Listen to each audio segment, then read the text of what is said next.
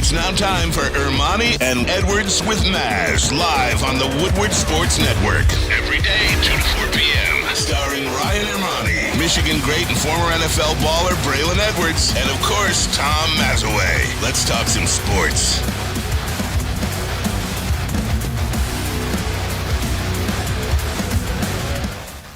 I think I said it pretty vividly. It's like getting your heart ripped out, and it's hard. You know, it's hard. And no, we didn't come in at half to nobody. We were doing backflips like, all right, we got this thing won. They know better. We all know better. We talked about it. We knew they were going to make a run in the second half. We talked about it. We knew we were going to have to weather a storm in the second half. And so when they started to make a push, we weren't surprised. We just couldn't counter back. And we've always been able to counter back. We just couldn't quite do it in this one. Good evening, welcome to, or good afternoon. Look, Dan Campbell talking about that tough loss. Still has me shook a little bit, so my apologies to you guys out there. Welcome to Ermanni and Edwards with Maz. Ryan Ermanni went out to the game. Flight got delayed in D.C. today, so he will not be on the show, but he will be joining us through the phone. Tom Mazaway. Hey, Bray. It's a tough one. Listen, man. Hey, guys, I'm going to be 62 next month. Braylon, what are you going to be, 41? 41. All right. I'm going to be 62. My Glenn Rice year. 62. I still feel I have the insides of a kid. And what I mean by that is I cannot believe how I let a football team and a football game affect me like this team does. And I got to be honest, I'm gassed. I'm depressed. It sucks. I hate it. They had it. They let it slip through their fingers. They were as good as the 49ers. Yeah, they proved that. They're as good as the 49ers. We didn't win. And like Dan Campbell said, and you'll hear from him, you'll hear from the players, you'll hear from Ryan in a few minutes. It don't matter, right? Because only 2 teams make it to the Super Bowl. Right. So we remain the only original team in its original city in the Super Bowl era to not make it to the big game. This close. This close. And I really didn't even want to come in, do the show. I don't. I didn't come to the post game last night. Stick and Anson handled it. I did the pregame with Neil. We were so excited. And I feel like I got my insides ripped out. And it's only a football game, right? But guess what? It don't matter to me because it means the world to me. And it means the world to all you guys. I know we all have families. We all have jobs. We all got to wake up in the morning and support our kids and support our families. But today, I don't give a shit. I just don't. I didn't want to get out of bed. And I wish I was in my bed right now, to be honest with you. And Bray, I don't know. I got to grow up one of these days, I guess. But today ain't the day. No. Today ain't the day. You don't have to grow up, man. You're a fan. And as a fan of a team, and you've been there for a very long time supporting the Detroit Lions, this was a game in which the Lions had in their grasp. They had in their sights. They're up 24-7 at halftime. They were up 24-10 in the third quarter, excuse me. So this is a game. I mean, you saw the truth. And the truth was the Lions were this close to going to the Super Bowl. They were there. They started off strong. They didn't finish strong. And this isn't horseshoes. It's not hand grenades. So being this close doesn't matter. I mean, before we get into, should he have gone for it, should he not have gone for it, to talk about that, talk about the second half, talk about the game, right? The catastrophes of the game, things that happened. Because a lot of things did happen in that game. What was the thing that disappointed you the most about yesterday, man? Like, if you had to peg something, what disappointed you the most? It's the breaks of a football game. Yeah. And the Brandon Ayuk catch off of Kendall Vildor's helmet. As you're talking about it, look, right there. Yeah, on the TV. Off of Vildor's face mask. Going to go for the interception. Who's Vildor, by the way? He was a guy that was on the practice squad a month ago. Right. And the Tennessee Titans wanted to pluck him off our practice squad. Right. And the Lions like, no, we're going to sign him. And he moved up. And he's played well. Sure, he's going to get toasted once in a while. So is Cam Sutton. Right. So is everyone else. CJ GJ had the lowest grade of any Lions player yesterday at 32.2%. I didn't even see him in the game. You know when I saw him? And I love him. Yeah. I saw him when he was waving to the crowd when they were up 24-7. Yeah. He was waving to the crowd at 24-7. Dan Campbell said, you heard the cut coming in. We didn't go in at halftime thinking we're going to win. Well, this guy thought they were going to win. And you know what? I know you need to do that. I'm not blaming CJ. He had a bad game yesterday. Yeah. A lot of guys had a bad game yesterday. Hey, speaking of a lot of guys. Especially Josh Reynolds. And I feel for Josh Reynolds. And I want him back. And I hope the Lions do bring him back. He's a free agent. We'll go over all the free agents later. But that Vildor catch, they scored a touchdown. Ayuk gets the touchdown. The next play, tough handoff to the kid Jahmyr Gibbs, my guy. But he fumbles. That play was doomed from the start. Like the center quarterback exchange wasn't awful. good. Then the handoff from Jared Goff to the 14 points. Yeah, that play Two was plays. It was a swing. 14 swing. points. So if you're asking me what killed me, that killed me. You know what's funny is nothing about the situation is funny, and it's gonna suck. And Dan Campbell is gonna eat his gut for a very long time. We'll get to Rex Ryan talking a little bit about that, but it just seems like sometimes teams are conditioned to operate from ahead, if you know what I mean. You know, before I get on that, some teams can operate from ahead. The Detroit Lions, a new team in this situation. Dan Campbell, 3-year head coach. You got some young players in this game. They were up 24-7. Man, it's 24-7. And sometimes when you're up 24-7, you don't know what to do. As coach, you start second-guessing yourself. As players, you start to press, or you don't know how to finish the deal, if you will. I remember I was playing for the Jets. We're playing the Colts. It's the NFC Championship Game. It's about 2 minutes left in that game, Maz. We're up 13-3. We're up 13-3. We get an interception on about their 40. So we're in their territory. Already up 13-3.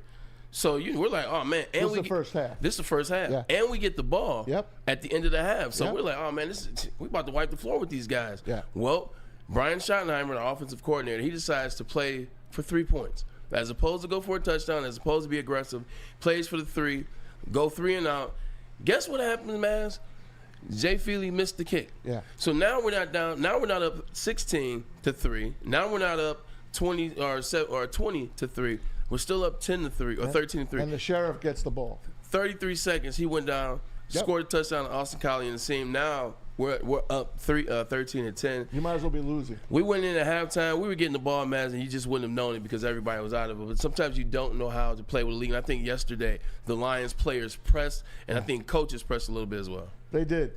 There's no doubt about it. To get blanked in the third quarter. And the third quarter has been their undoing all year. Yeah. But I really thought the first time San Francisco got the ball in the second half, hey, we held them to 3. That's good. Right. Then the Lions are going to get the ball and they're going to move it. And they were moving the ball, man. They were running the ball at will. The only time they couldn't run anymore, and I've seen a lot of people say, they only ran it 7 times in the second half. The 49ers adjusted. They put a wall up. Yeah, they Steve weren't Wilks going anywhere. Changed it. You can't run against the wall, guys. They forced them to throw. And the only guys that really kicked ass yesterday was Sam Laporta. Amon-Ra St. Brown dropped a couple. Yeah, true. Obviously, Josh Reynolds dropped a couple. J-Mo did his party. Caught 2. One was a touchdown. Yeah. One was late in the game. And he hurt his ankle. He hurt his ankle or his knee.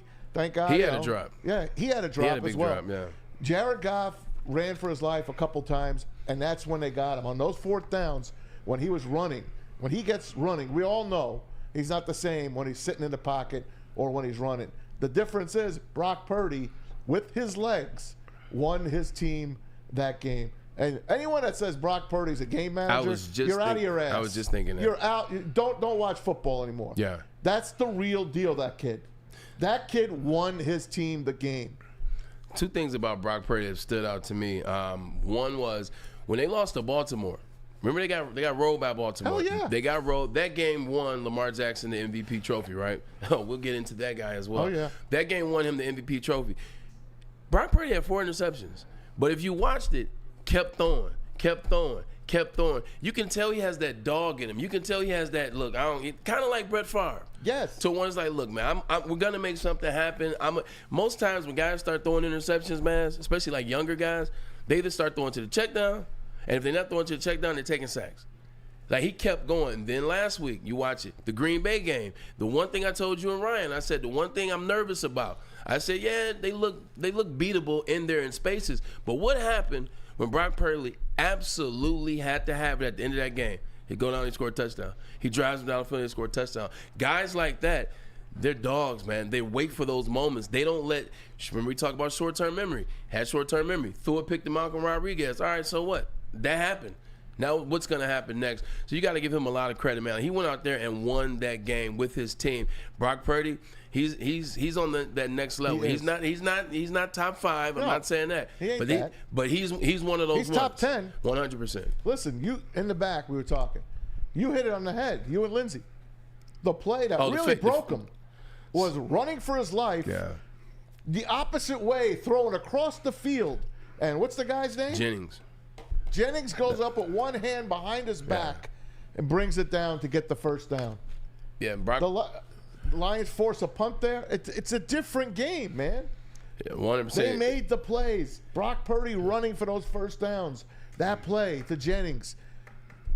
That's the game. That's the ball game. 100%. Not the fourth downs. Every game you always find a play. Every game there's a play where you can say this is the play that's the catalyst for the momentum that's going to eventually lead to a win or lead to a comeback or lead to sustaining the win, if you will.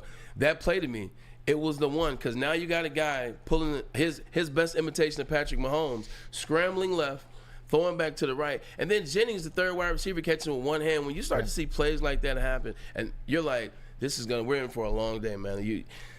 It's tough because the Lions put themselves in great situation early on in the game. It's kind of funny. They did the opposite, man. In the beginning, it was the Lions getting those big third downs. Yeah. Jared Goff completing on a 3rd and 16. Jahmyr Gibbs running on a 3rd and 18. They got another 3rd and 12 in there somewhere. Yep. Then that went away, and in the second half, it was the 49ers finding, with Brock Purdy's feet, finding Usyk when he rolled out, found Usyk on the sideline. The play you talk about to Jennings, he had the other big run down there in the goal line, got to the 5. He really showed up for those guys in the second half. Lions made it a little easy for him too. Listen, I'm gonna tell you another part of this game that changed the game. Yeah.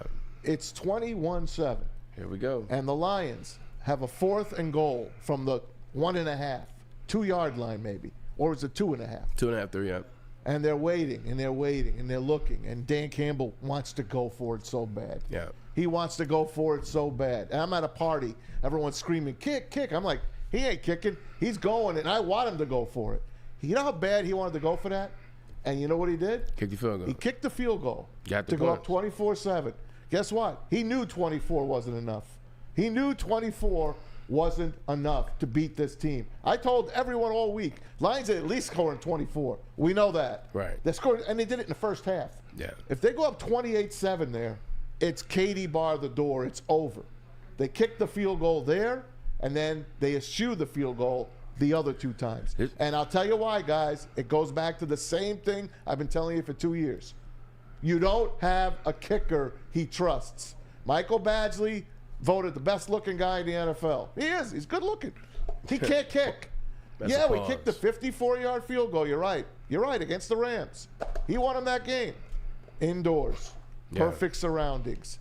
He knows. And I know San Francisco, it was a nice day. And that was another thing. thing. It's different, man, when you're kicking outdoors in that kind of pressure. No, 100%. And I think that was another thing too. The Lions have won 2 playoff games this year. They both were at home. Like when you're looking for that, when you're defense and you're looking for that extra umph to give you a chance to get a stop, you pull from the crowd, you pull from the people, you pull from the Lion pride, and that's what they were able to do in the Bucs game. That's what they were able to do in the Rams game. This time when they were looking for that momentum, looking for that extra spark, all they saw was a sea of red and gold, San Francisco, and that's what helped the 49ers. That's a pretty good team across there, you know? But that's a pretty good team. If you're going to go that, he kicks the field goal. So I don't want to go there too fast because you know what's coming. Because you know it's coming. It's all right. Ryan's coming up in a couple of minutes. We're going to take a break and go to him. Ryan's on the phone now. So let's do this. Yeah. I'll ask Ryan because you talked about it. He kicks the field goal. It's 24-7. Yeah. You're up 3 scores. Yeah. You're up 3 scores. Wasn't enough.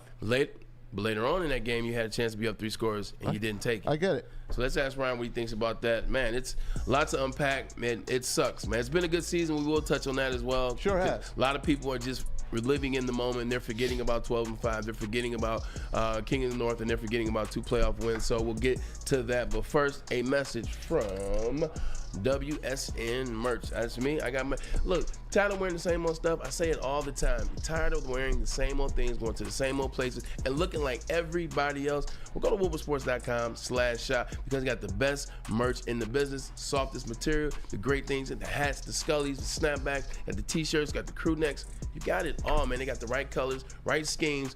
Look, man, this is the place you want to be. This is the place you want to represent because we represent you. City of Detroit, metropolitan area, all state of Michigan. WoodwardSports.com/shop. Love Woodward Sports? Love wearing clothes? Then you should be wearing Woodward Sports clothes. Check out our full line of merch at woodwardsports.com. Just click on shop. We have all your favorite designs like Dan Campbell kneecaps, Woodward golf, and of course, our own logoed out merchandise. Men, women, infants, kids all love Woodward Sports. Impress your friends. Impress your boss. Impress your dog. Buy Woodward Sports merch today. Any Lady Jane's Haircuts for Men for an award-winning haircut experience from one of our talented stylists and register for a once-in-a-lifetime opportunity to win an all-expenses-paid suite for the 2024 NCAA tournament for you and 5 of your best buds. That's right, college basketball's most elite event. You and your 5 best friends just get to any Lady Jane's today for an award-winning haircut experience and automatically register to win the trip of your dreams. Lady Jane's Haircuts for Men open 7 days a week. Walk in anytime. Lady Jane's, it's wicked awesome. Now, coming to Woodward Sports, Woodward and Main Street, the Woodward Sports Network Detroit Lions Show. Let's go! Catch Gabrielle D. Phillips, Matt Broder, and Terry Foster for all the latest news on your Detroit Lions every week. Only on the Woodward Sports Network YouTube channel and woodwardsports.com. Dreaming of a new home but feeling the financial pinch? Mark White and Associates, your trusted real estate experts, are here to help. Mark White and his team will pay up to $5,000 of your closing costs. That's right, I said $5,000. Call Mark White and Associates today at 248-290-8242 or visit them at markwhitesells.com. Again, call Mark White today at 248-290-8242 and make your home buying dreams come true. Yeah, I just felt really good about us converting and getting our momentum and not letting them play long ball. They were bleeding the clock out. That's what they do. And I wanted to get the upper hand back, and it's easy hindsight, and I get it, I get that. But I don't regret those decisions, and that's hard.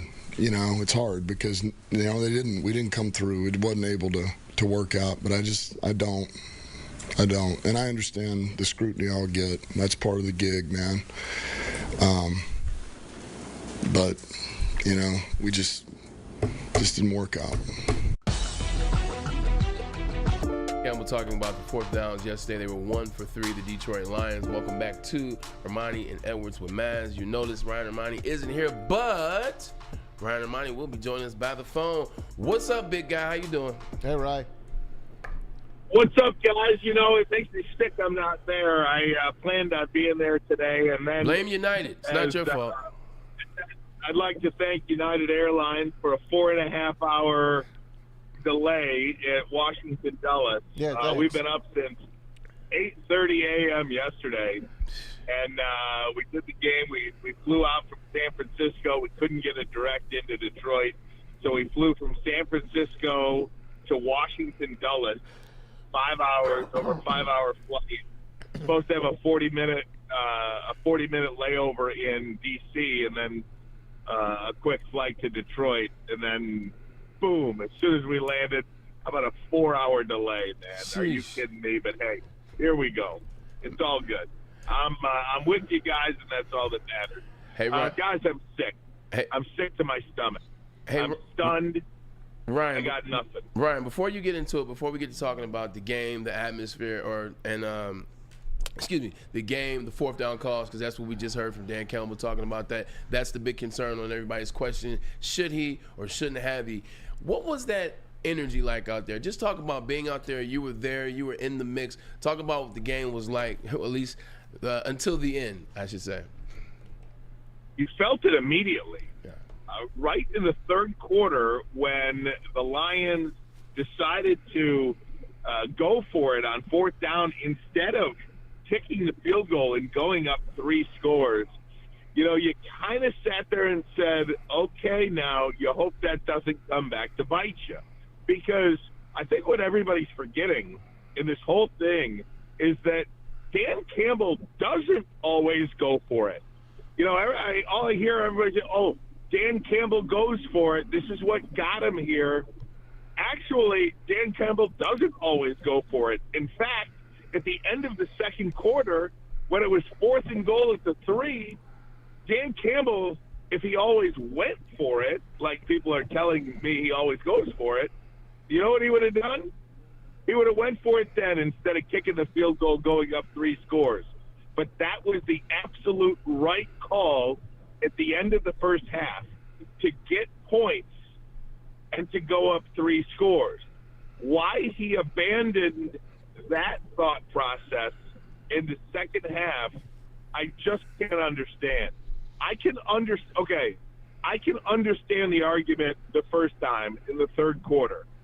You want to put your foot on the neck of the San Francisco 49ers and you decide to go for it. Okay, I disagree with it, but at least I can understand the thought process there. Guys, I cannot even remotely fathom any argument that leads me to believe down by 3 points, under 7 minutes to go in the NFC Championship game, you don't attempt to kick that field goal. Now, it wasn't a 54-yarder. It wasn't a 50-yarder. What was it, a 47-yarder? Would have been 48-yarder? Yeah. You got to kick that field goal. And you have to also assume, look, this is chess out there. This ain't checkers. This is chess. You have to absolutely assume that the San Francisco 49ers are going to score more points too. And if 100%. They do that, having a touchdown, you're going to be down 2 scores. So I can't accept it. And I think what is, a bigger deal than anything is just, look, to say you don't regret it is just, it's just mind-boggling because that's the part that gets me. If you say, you know what, we're going to learn from this and we're going to be better from this and we're going to get some experience in this, and when we're in this situation again, we're going to be ready for the moment, I think people would accept that. This to me was eerily similar to the Dallas Cowboys game when the emotion just kind of took over, and instead of playing the game on the field in the moment and kicking the extra point and going into overtime, you decide to go for the win, which, okay, first time, fine. Second time, no. And that's kind of what this felt like. Okay, first time, go for it in the third quarter. Second time, no. Yeah. Play the game on the field, and that's what really gets to me. Okay, Rye, you done? Yeah. Okay, good. If you had a kicker, you could trust. Wait a minute. If you had a kicker, you could trust. He's kicking those kicks. Yeah, I know he kicked the 54-yarder indoors at Ford Field with the fans with him. This is against the Niners. It's on grass. Maybe the guy don't kick as good. You know it. I know it. Everyone knows it. He don't trust the kicker. And that's their fault for not having the kicker that they can trust. But the first time when he went for it and kicked the field goal to go up 24-7, you know how bad he wanted to go for that? He took him 3 minutes to make that decision to kick the field goal. He kicked it. That's fine. 49ers get the ball in the second half. They kick a field goal. Lions come back down. And you want him just to play back even with them? Give him just take the 3 back? He believed in the play that Ben Johnson, you're not going to have Ben Johnson anymore. He believed in the plays Ben Johnson was going to call. And the players he had on the field, he believed in those guys to be able to make the play. And they didn't make the effing play. If they make the play, no one's talking about it, Rye. They didn't have a kicker they could trust all year long, man. I'm sorry. So I don't blame him. And of course he's going to say, I don't. What do you want him to do? Second guess himself again on the podium? No, he's got to believe in what he does, and every player in that locker room believes in what he wants to do. That's why I don't fault him. So I understand what you're saying. I do. I appreciate what you're saying. But Kyle Shanahan had a kicker that missed 3 of his last 4 field goal opportunities, and down 17 points in the NFC Championship game, having a kicker that was a total liability out there, down 17, what did he do? Took the 3. Because he needed 3 scores. Because he didn't believe his team could get the 4th down. That's why he took the 3. Well, I mean, you're right. Listen, are you a better coach than Dan Campbell? Am I a better coach than Dan Campbell? No. Let the guy cook. Let Brad Holmes cook in the front office, and let this guy do what he does. Agree. He'll get us back there. Agree. Hold on, Ryan. Agree, Maz. But at the same time, the 49ers are not the Tampa Bay Buccaneers. Don't matter, Brad. Maz, hear me out. Look, I know you're pissed, but let's do the show. Come on, let me get them back and forth. I know they're not the Rams. 49ers are a better team. When you get put in a situation where you're playing a team like the 49ers on the road for the Super Bowl, you know you go up 3 scores. Look, at the end of the day, you missed the field goal. People understood it was a logical choice. You make the field goal, you go up 3 scores. When you know how it feels as a player to know that you got to score 3 times, like the mental changes, it makes it harder to focus. Now you're pressing. Now you're trying to do something special. Now you drop a pass. Now you fumble. Now the quarterback takes a sack, gets a strip sack fumble. When you go up 3 scores, it's your duty as a coach to go up 3 scores if you can on the road in the NFC Championship or the conference game. So I see both sides 100%. Hell, that's what got him there. Did he know Kendall Vildor was going to knock off the effing ball to Brandon Ayuk? Did he know that? No, he didn't. On the next effing play? Did he know that his goddamn rookie running back, would fumble on the next fucking play? No, he didn't fucking know that. Hey, we apologize for the language. Family show. But Maz. So, despite all of that, despite 2 drops from Josh Reynolds, that's either one of them, and the Lions are on to the Super Bowl. Despite a fumble by Gibbs, despite Cam Sutton out there getting just cooked, torched, he dropped an interception out there, sure interception. Vildor dropped an interception through his hands. J-Mo dropped a touchdown pass through his hands. Yeah. Despite all of those things, the Lions were down by 3 points with under 7 minutes to go. And that's when your head coach can bail you out. As the head coach of your team, you have to sense when everybody's sphincter is getting a little tighter, and everybody's, was getting a little tighter on the field yesterday. Bail your team out. Read the situation. Your team was crumbling right before your eyes. Like take the momentum back. Settle everybody down. Don't feel like somebody has to force a play here, because I like being there for me. You could sense that everybody was just tightening up a little bit too much, and then they got, I think it was a 3rd and 8, they got 5 yards. They're like, oh, okay, this is like a 48-yard attempt. Just line it up right here. There was no wind in the stadium. That grass was not wet. There was no dew there. It was perfect situations. And you can't go back. You just keep learn from it. I disagree with it. I understand. Dan Campbell gets all the credit in the world for turning this thing around, but he should also get some of the blame in this game. Not all of the blame, but some of the blame.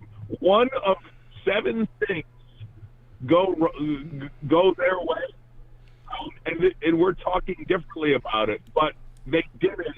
And when things go wrong, that's when you need your head coach to take control. Help your guys out a little bit. In my opinion. Yeah, I agree with you. I agree with you both, but Ryan, I definitely agree with you. I see where you come from.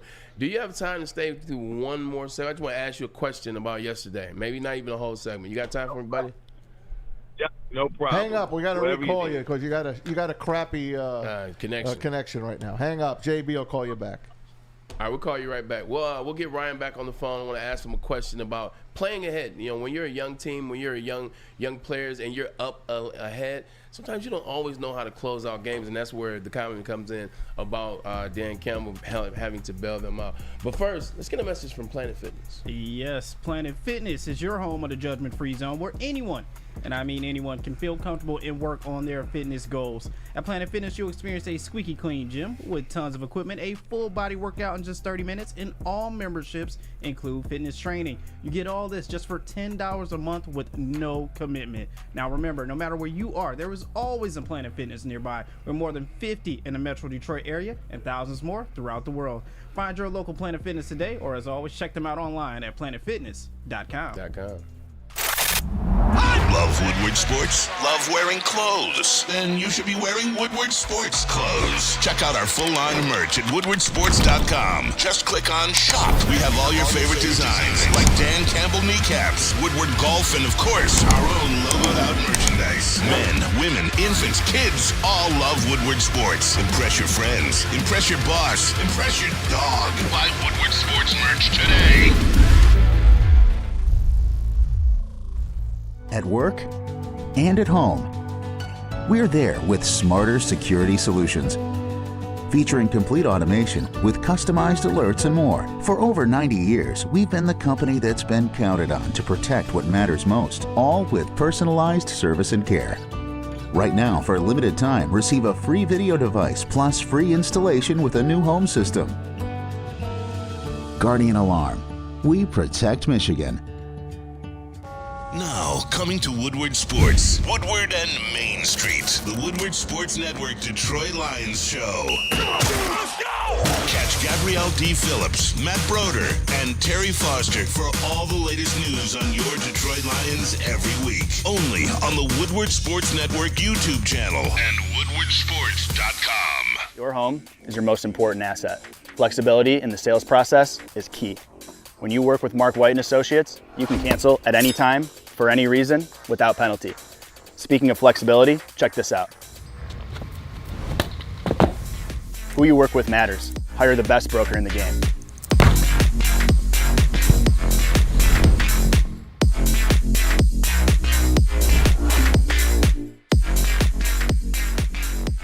You have an opinion? Make sure it's seen and heard. Corner, jumper, tweet us, hop on the YouTube chat, slide in the DMS at Woodward Sports on all social media.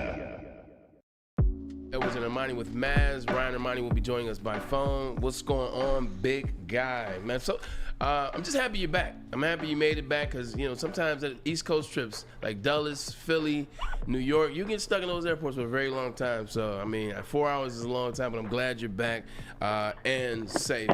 Before we went to the commercial, I was talking about being ahead, winning ahead. I'll give you an example. First time I ever went to see Floyd Mayweather fight, it was Floyd Mayweather versus Zab Judah. After about 9 rounds, Floyd is losing. Zab Judah's up on the card, but he doesn't know how to finish the fight. Being up, he started doing dumb things. He eventually punches Floyd in the groin area, for lack of a better word. They pause the fight. Floyd comes back and wins 3 rounds, and then he takes that fight. It seemed like the players as well as the coaches yesterday, they started to press once they got ahead. And that's the way you describe when you drop passes. Josh Reynolds is a short-handed receiver. I mean, we've seen him drop maybe 1 out of every 15, 16 passes.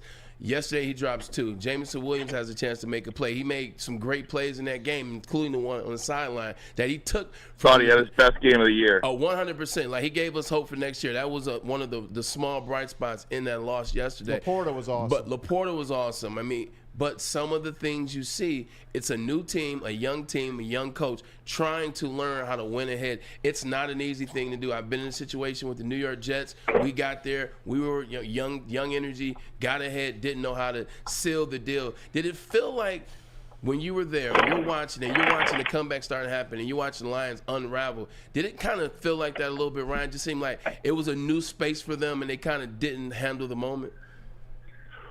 Well, I forgot what the graphic was, Bray, but it was something like, if you look at the combined roster of the San Francisco 49ers, their players collectively together played in like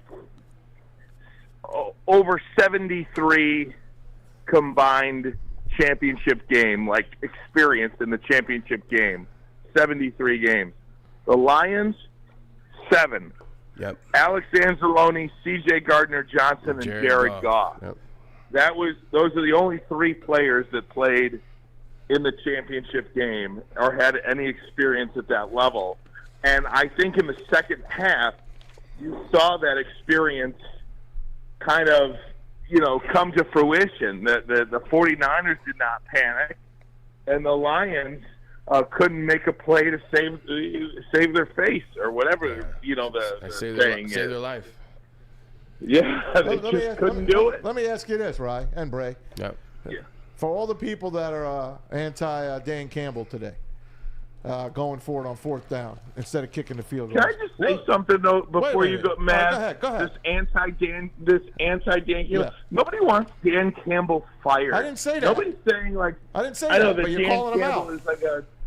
Yes, I Okay. disagree with him. That's fine. I disagree with him. Okay. Yeah. What makes you think Badgley's making the field goals? What makes you think that's a freaking lock?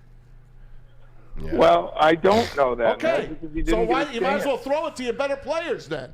Why am I putting on this jackass? Well, I don't know if he can make a 50-yard field goal. I don't know if he can make an extra point.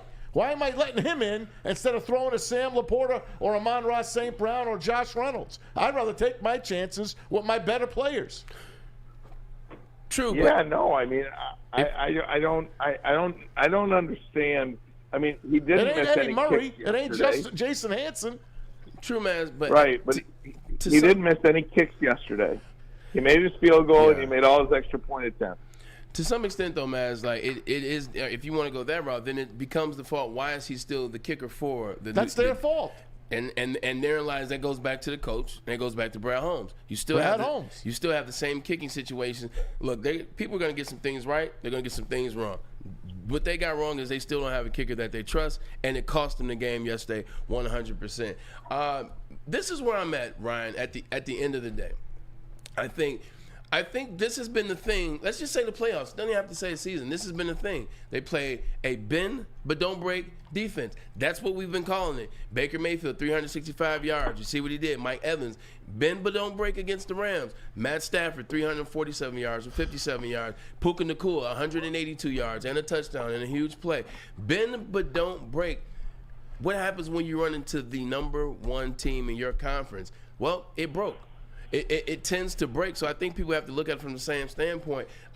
They haven't played well in the second half. What did they do against the Bucs in the second half? What did they do against the Rams in the second half? We've glossed over that because they won. You gloss over things when you win. We talk about this all the time. When you're winning, you're glossing over like the Eagles. But when you lose one, now you look at everything, and I think that's something that was missed in the playoffs. Is they didn't do good after they got off schedule. They didn't do good in the second half, and that defense had given up a lot of yards and a lot of big plays, and they finally ran into a juggernaut that could take advantage of that in the second half.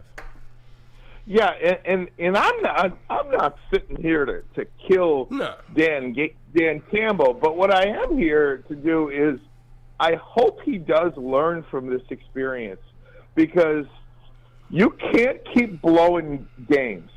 You can't.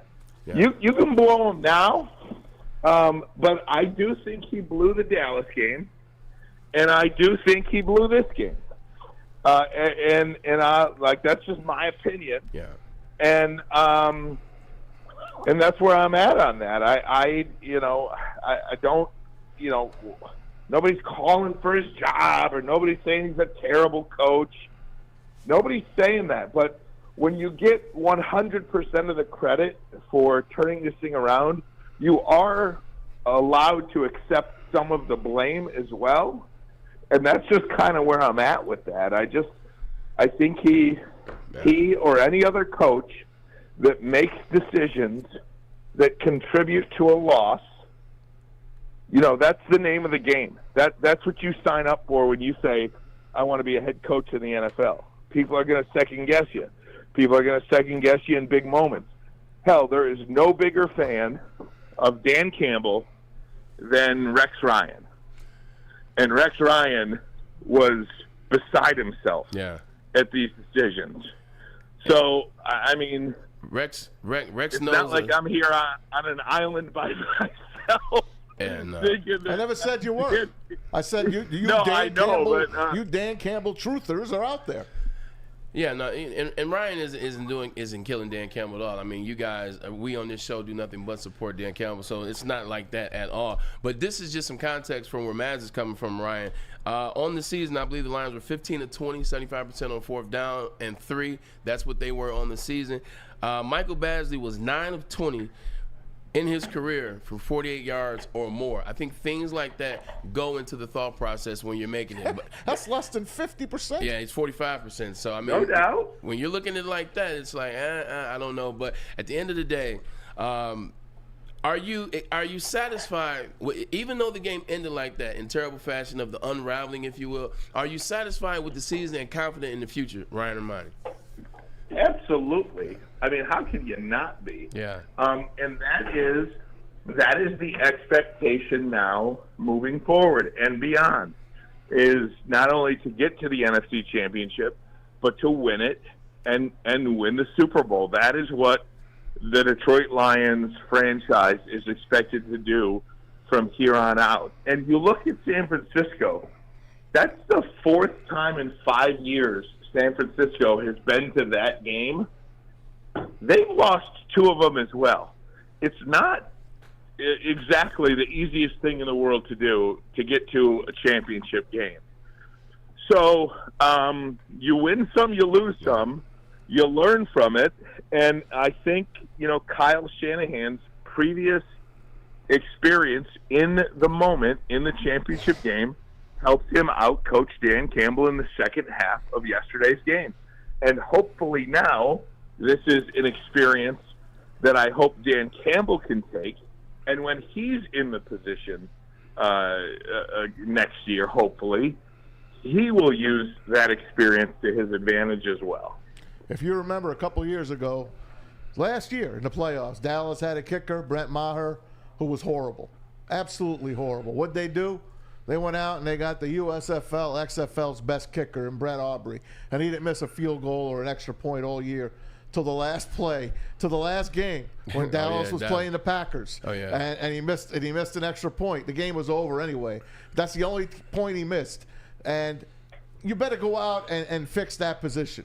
They got 4 picks in the first 3 rounds. They got $61 million in cap space. April 25th can't come soon enough for me. Pitchers and catchers start in 15 freaking days. I guess I'm just done. I'm spent. I'm pissed. I don't know if you'll ever get this back. I do believe you will. I got a story about the Giants when they got their ass kicked by the 85 Bears in the divisional playoffs. Sean Landeta missed on a punt. He whiffed a punt at his own goal line. The wind took the ball. The Giants didn't score. They lost 21-0. The next year they won the effing Super Bowl. So I believe the Lions are coming back. I really do. But I'm effing pissed right now. I'm so I understand. Pissed. Yeah, the Lions will be. It would have just been way easier. It just would have been way easier to take if they went into San Francisco and you clearly saw that the 49ers were better than them. They're not. And the 49ers went out there and beat the Lions. I think all of us could wake up this morning and feel like, you know what a great season. They'll get better, this, that, and the other thing. But the 49ers are not better than the Lions, and the Lions handed them the NFC Championship game.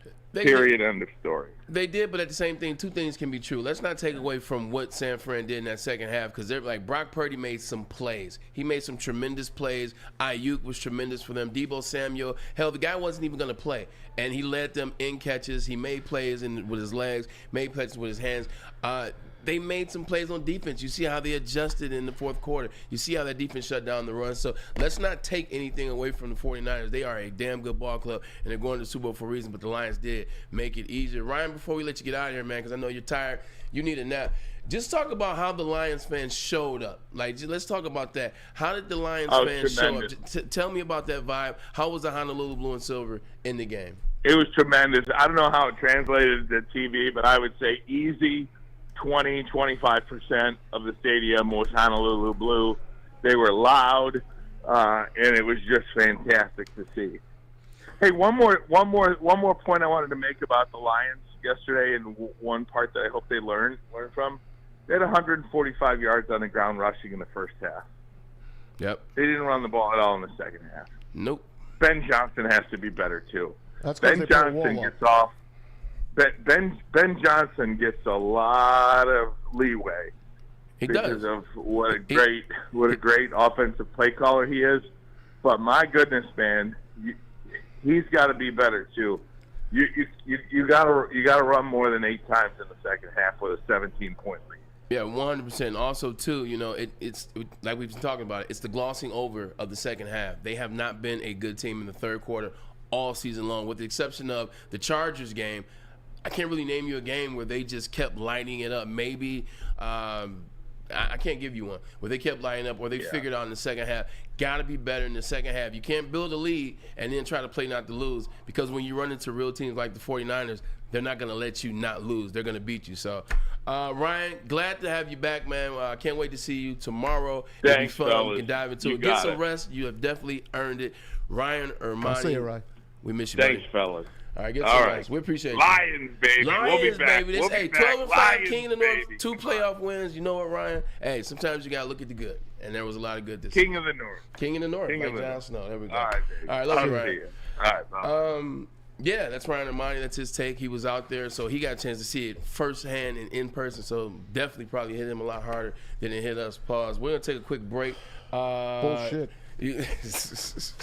Still a family show, man. Still a family show. But first, let's get a message from Fairway Packing. Ooh, I can use a good steak tonight. Oh, it's on me. Fairway Packing, it's on you. Oh, it's on me. It's all good. Fairway Packing, located in Grosse Pointe, some of the best cut meat you can get. Pause. It's prime beef. It's dry aged well. It's Wagyu. It's the place to go. The burrata blend is amazing. You see the commercials on Woodward Sports. You see Ryan Ermanni tearing it up. It looks amazing. Yes, it is. Tastes amazing. You got to go get some of that. Pause again. Go to fairwaypacking.com where you see the number 313-332-5114. Have you ever wondered where all the finest restaurants get their steaks? It's Fairway Packing Company, providing Michigan restaurants, hotels, and casinos with prime beef for over 60 years. But now you can buy these cuts of meat for yourself at the Steak Shop by Fairway Packing Company. Prime porterhouse, A5 Japanese New York strip steak, dry aged Wagyu beef tomahawk.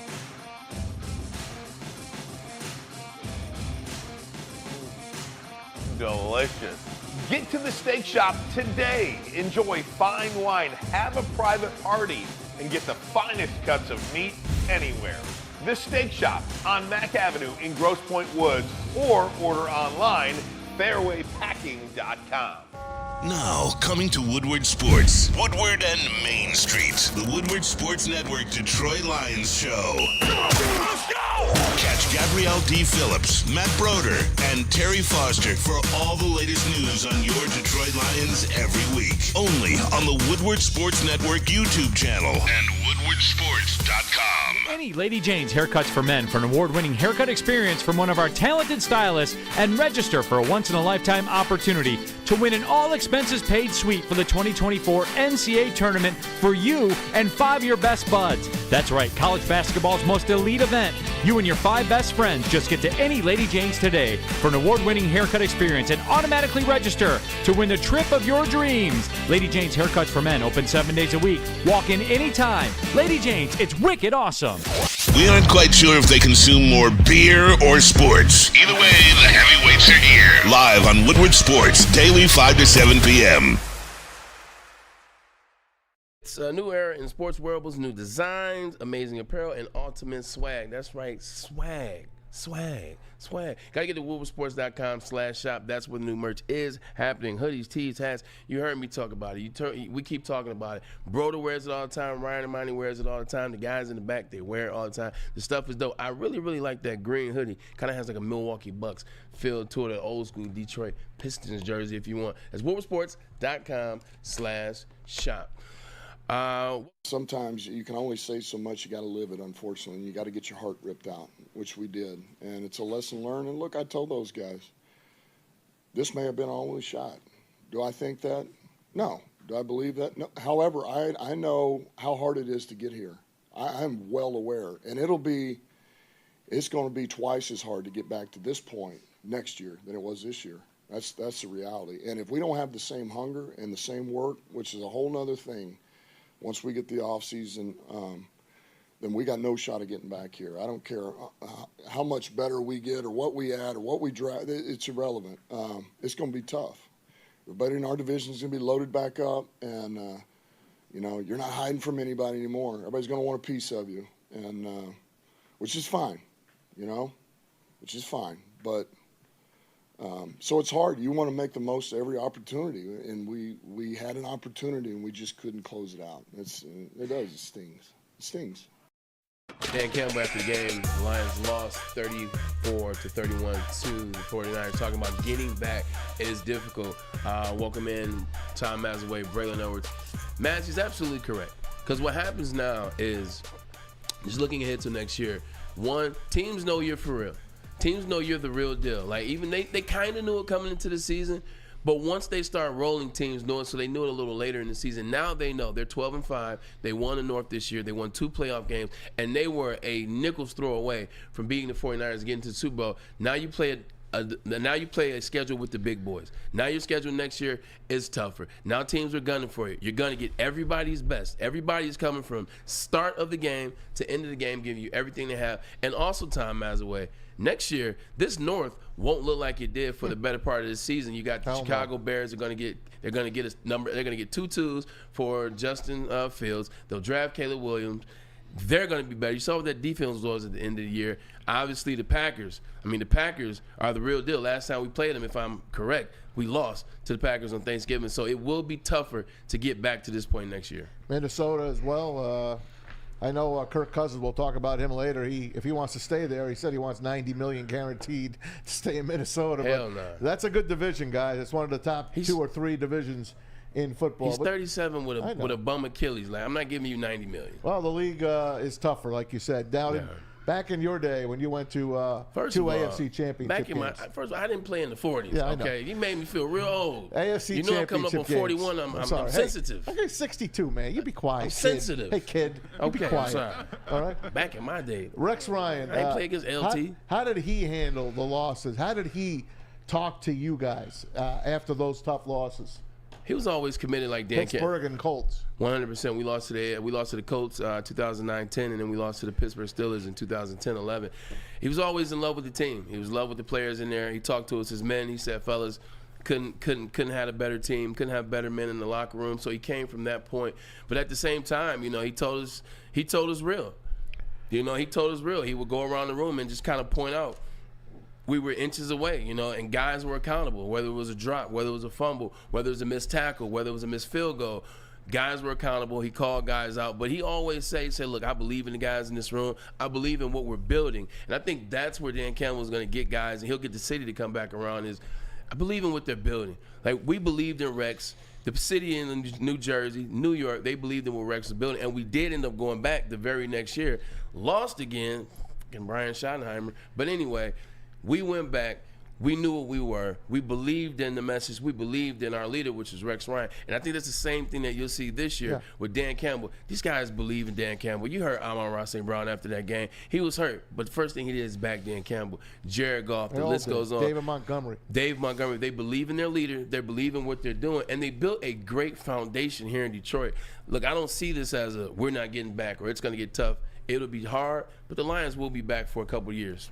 Listen, like a couple of years. I didn't watch any TV this morning. Last night I watched everything. I watched Prime Time with Boomer and Booger, and then I put on SVP. I watched his whole hour-and-a-half show. I watched NFL Network, Chris Rose and Maurice Jones-Drew. What's the consensus?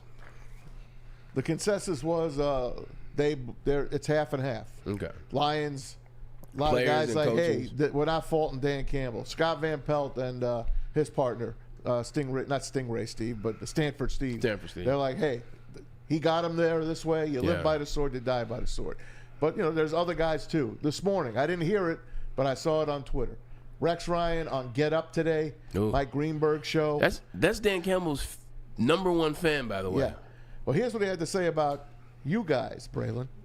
This is the most devastating loss, of all time. Because I've lost 3 championship games. You know what you get when you lose a championship game? Not a dang thing? Not a dang thing.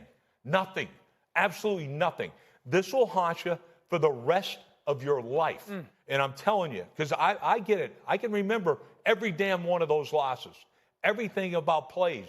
That's what it means to this football team. To Dan Campbell, to all his coaches, to every one of the players. They're going to be with them forever. And that's what you're going to react 2 different ways. You're going to let it just kill you. Or you're going to sit back and say, I'll be damned if that happens again. Every guy. Really well said. Every game is lost. And Rex Ryan, and I'm looking forward to hearing Lou Riddick. Lou Riddick was backing his team from day one, and I'm interested to hear what he has to say. I think he was a little skeptical on the calls, on the 4th down calls, but I got to go back and watch it before I say anything about it. But he's been a Lions fan from day one, and so is Rex Ryan. Now, I'm going to go to you, Bray. Dan Campbell said it to his team. We might not get back here. He knows that. It's hard. Yeah. But Rex and the Jets did it. The Giants have done it. Other teams have done it. Chiefs. San Francisco 4 out of the last 5 Chiefs. times. Kansas City 7 times in a row now, for crying out loud. Cincinnati, unbelievable. Bengals back and forth, miss a year, come back the next time. It could be done. And the Lions, like I said, April 25th, it lines up for you. The draft is here in Detroit. You got 4 picks in the first 3 rounds, and you got $61 million in cap space. We'll go over the free agents a little bit for you. There's a list of them, who you want to keep, who you don't want to keep, who you think they're going to keep. But they got some room to improve. And yeah, the Packers are really good, and the Bears are coming up. But the Lions are as good or better than those teams, and they're a lot better than a lot of those teams in the NFC and AFC. If they got to the Super Bowl, Bray, I was confident. I was really, really confident because they were getting hot at the right time, man. 100%. I mean, that Chiefs team is playing like lights out, unreal. We'll talk about that and what they did. They like being an underdog, don't they? First of all, Patrick Mahomes is. Yeah. I've heard the conversations today, and you watch, and he just might be the greatest football player I've ever seen. You're not kidding. He just might be. We'll get into that. But in terms of getting back, it's tough to get back. But I don't mind Dan Campbell's message. I know a lot of people are like, why would you say that? We're not going to get back. Like, why are you thinking like that? Because you want the guys living the now. You want the guys in the locker room to understand the moment. You want the guys in the locker room to say, you know what, he's right. We got to lay it all out there on the line. We got to make sure we do all the little things. We got to make sure we see the ball, catch the ball, tuck the ball. It's the things they teach you in training camp. It's the things you taught in high school. See, catch, tuck. It's the things we got to think about. When you're running the ball as a running back, make sure you have 4 points of pressure. It's the little things. You want guys to know how big this moment is. But at the same time, when you trust your guys like Dan Campbell does, you can trust them with that information. You can trust them with putting a lot on the table because they will answer the bell like they have answered all year long this season. So I don't mind that, and I definitely think they will be back. Nobody on this team is getting paid. Jared Goff is the only one getting paid, and he's making $31 million or $33 million.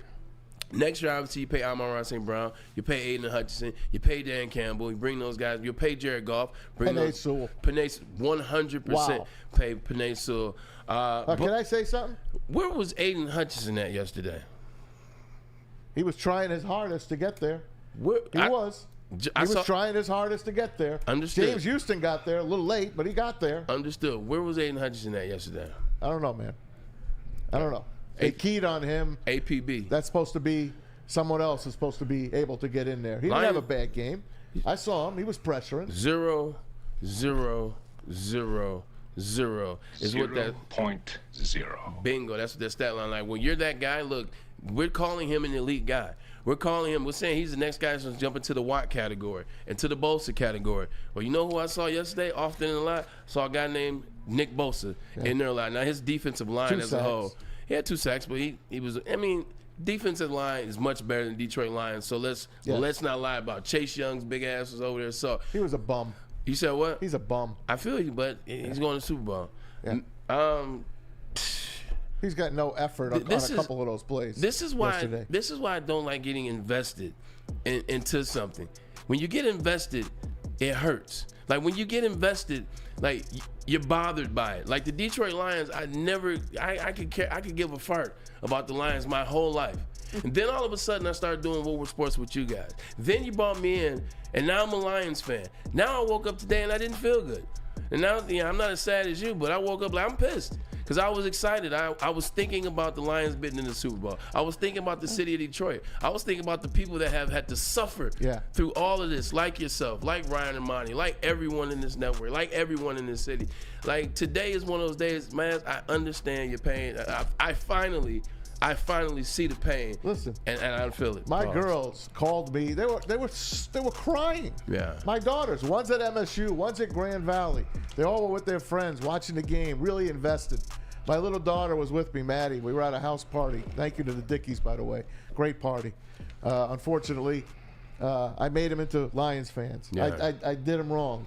I made them into Lions fans. But you know what? Yeah. They're the new Lion fans. This team ain't going anywhere, guys. They're going up. Lions fans. Thank you, Sheila. Trajectory going up. I want you to hear from a lot of the players when we come back. Okay. Right? We'll hear from some of the players. Like, we had a whole yesterday, man. It was so sad, and we'll cut to a break on this. Had the party yesterday, had some family over, had some friends over. Everybody's excited. You got 2 levels going. You got the upstairs, you got the younger people downstairs. You know how you do it, the grown folks party. So you're watching this excitement, it's cheering, the house is going crazy, and it's like, as time goes by, it's getting quieter and quieter and quieter. And Maz, when people left my house, and when people left my parents' house, it's just quiet. Yeah. Like, it was. I didn't say goodbye to half the people that were there. I slumped in my chair. Waves. People were leaving. I was the last guy left. Yeah. They just left me alone in the chair. All right, comment in the chat, man. Talk about how the game made you feel yesterday. You want to open the phone lines? Yeah, you know what? Let's open the phone lines. Open the phone lines. JB will take your call. We'll open the phone lines. JB will take your calls. We'll do that segment after this one. But first, I am behind. Got to get a break. Pete's on my back. Let's get a message from Premier Pet, man. Tell Pete to take a walk. Premier Pet Supply, America's and Michigan's favorite pet store. Do not settle for less. Give them a shot right now. PremierPetSupply.com. Family owned and operated for over 30 years. 13 Metro Detroit locations. 60 brands of dog food and pet food for you, plus nutritionists to talk you through it. And they have curbside delivery to boot. Give your pet the best. Do not settle for less. PremierPetSupply.com. At Planet Fitness, you can get energy without the judgment. Hi, can you help me with this? You don't know how to use it? This is better. Join now through January 19th for just 24 cents down, $10 a month. Never intimidating, always free fitness training and equipment for every workout. Join today during the Big Fitness Energy Sale for 24 cents down, $10 a month. Cancel anytime. Deal extended through January 19th. Over 50 Metro Detroit locations. You have an opinion? Make sure it's seen and heard. Corner, jumper, Tweet us, hop on the YouTube chat, slide in the DMS at Woodward Sports on all social media. Come to any Lady Jane's Haircuts for Men for an award-winning haircut experience from one of our talented stylists and register for a once-in-a-lifetime opportunity to win an all-expenses-paid suite for the 2024 NCAA tournament for you and 5 of your best buds. That's right, college basketball's most elite event. You and your 5 best friends just get to any Lady Jane's today for an award-winning haircut experience and automatically register to win the trip of your dreams. Lady Jane's Haircuts for Men, open 7 days a week. Walk in anytime. Lady Jane's, it's wicked awesome. Woodward Avenue, the first paved road in America. Woodward Sports, the first sports network born in Detroit and made for Detroit.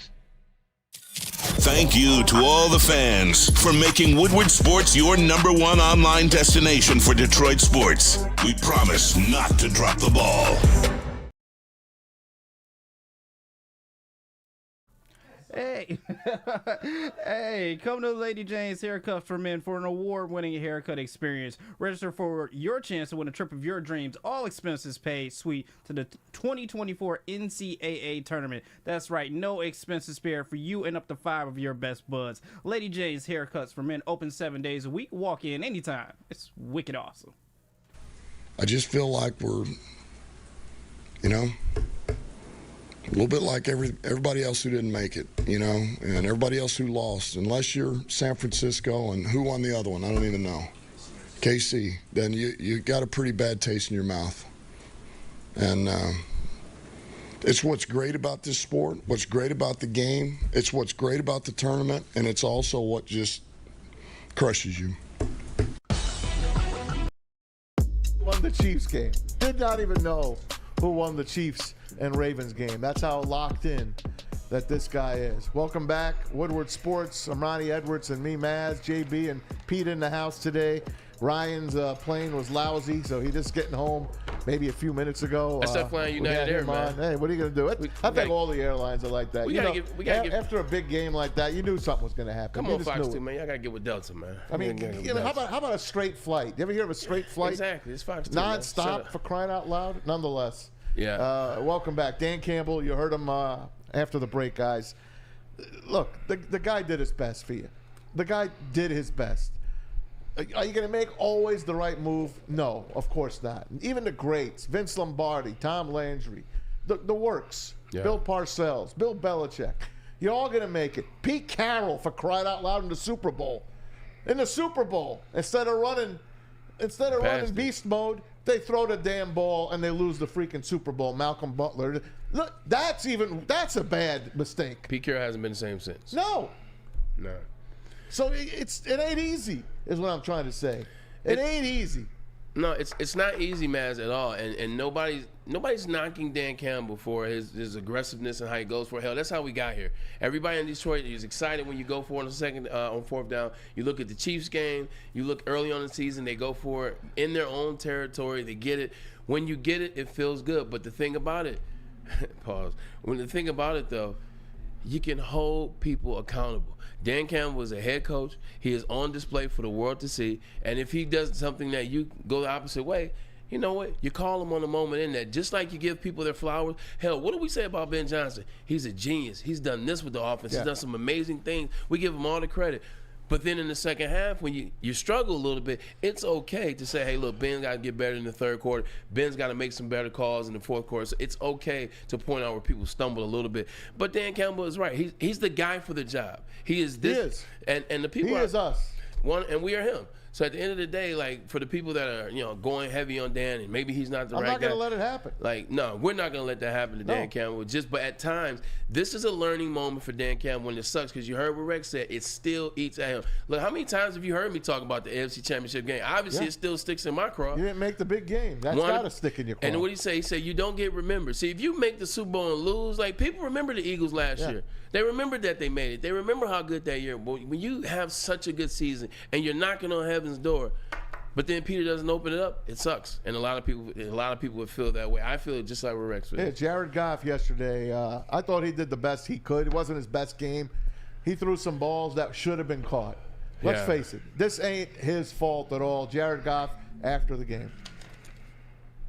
Our guys are have been battle tested all year, and that game wasn't too big. It wasn't, it wasn't like they were superior through every play. Like we hang with those teams. We feel like we should have won the game, obviously, but I don't think it was anything that we've done all year up to this point. Being able to not do what we want on offense in the second half and ultimately lose the game for a variety of reasons. But yeah, you tip your cap to San Francisco, and they played well in the second half. Jared Goff, and he's getting a lot of credit to the 49ers, so big up to Jared Goff, class act. And look, the question is, was the game too big? Was the moment too big? And of course, he's going to sit there, he's going to say no. You saw what it was in the first half. It was 24-7 before you blinked. They had the momentum. They had an opportunity to go up 3 scores in the second half as well. But part of that question is, when you start to unravel at the seams like that, coaching decisions, second-guessing yourself, your number one players not making plays, your number one players having plays that they typically do not do. Right. They typically do not do. I mean, we watched this and we've talked about what was the game where Amon-Ra, like, was it the Saints game? No, they won that game. But maybe it was the Bears game the first time. Maybe it was the Ravens game. Yeah. You saw players pressing, you see them making mistakes. And the Ravens game, they all sucked. Yeah, we can. Speaking of that, Frank Ragnow didn't play in that game. Jonah Jackson didn't play in this game. Yeah. Do you think that made a large part on offense in terms of the protection? Because it seemed that sometimes Jared Goff didn't necessarily have the protection he needed on plays. He did early, but like you said, once they became one-dimensional, they knew they weren't running the ball anymore. Mid-third quarter, they knew they were on the ropes. They were falling back, and they're going to try to catch up and get the momentum back by throwing the ball. So they became one-dimensional. Yeah. So, yeah, that's when they got after him. But Yodi he played great all year long, and he had a whole week of practice. Last week he stepped in for Jonah Jackson after he got hurt in the first half. This time he got in from the whole game, and he played well. The offensive line, I don't think was the issue. Sure, San Francisco's pass rush quite a number of times got in. But that's a hell of a pass rush. It is. That's one of the best in the game. Arguably the best. Yes. I mean, Nick Bosa. Did you see him? He just took Jared Goff and, just threw him down. Armstead. Fred Warner, Chase, all those guys, man. It's a fantastic play. It's a good team they played. It's a fantastic team. It was a fantastic. And that's why I say part of it, too, is, yes, there were a lot of plays that were missed. But at the same time, 49ers capitalize the majority of those times, every time, because they have a damn good squad. They really couldn't stop them on offense in terms of what the 49ers are doing with Debo. How about Debo Samuel? Yeah. Talked about him. Is he going to play? Is he not going to play? Dr. Pierce said right there and said he's going to get that magic concoction. He got that, led the team in catches. Just his energy out there, man, it fueled the 49ers to the point where you felt it. You saw when he got that big catch on the opening drive in the third quarter, and he's yelling at the 49ers faithful. Having that crowd is everything, and the Lions didn't have that crowd because they were on the road. David Montgomery played well, man. He did. He had a really great year. Huh? He bought hell of a year. Both our backs, Gibbs and him, over 1,000 yards each player between rushing and passing. You see, after Gibbs fumbled, they stuck with Dave Montgomery pretty much the remainder of the game until maybe around the 5 points. Yeah, Gibbs is my guy. Because it wasn't his fault. And that play sucked from the get-go. Greg Olsen, the guy you got myself and Ryan Ermanni kind of turned the corner on. Like, look, Greg Olsen's a great commentator. Yep. He called it from jump. He said, whoa. Like, from the start of that play, you knew that play was doomed to fail. Here's David Montgomery after the game defending his coach.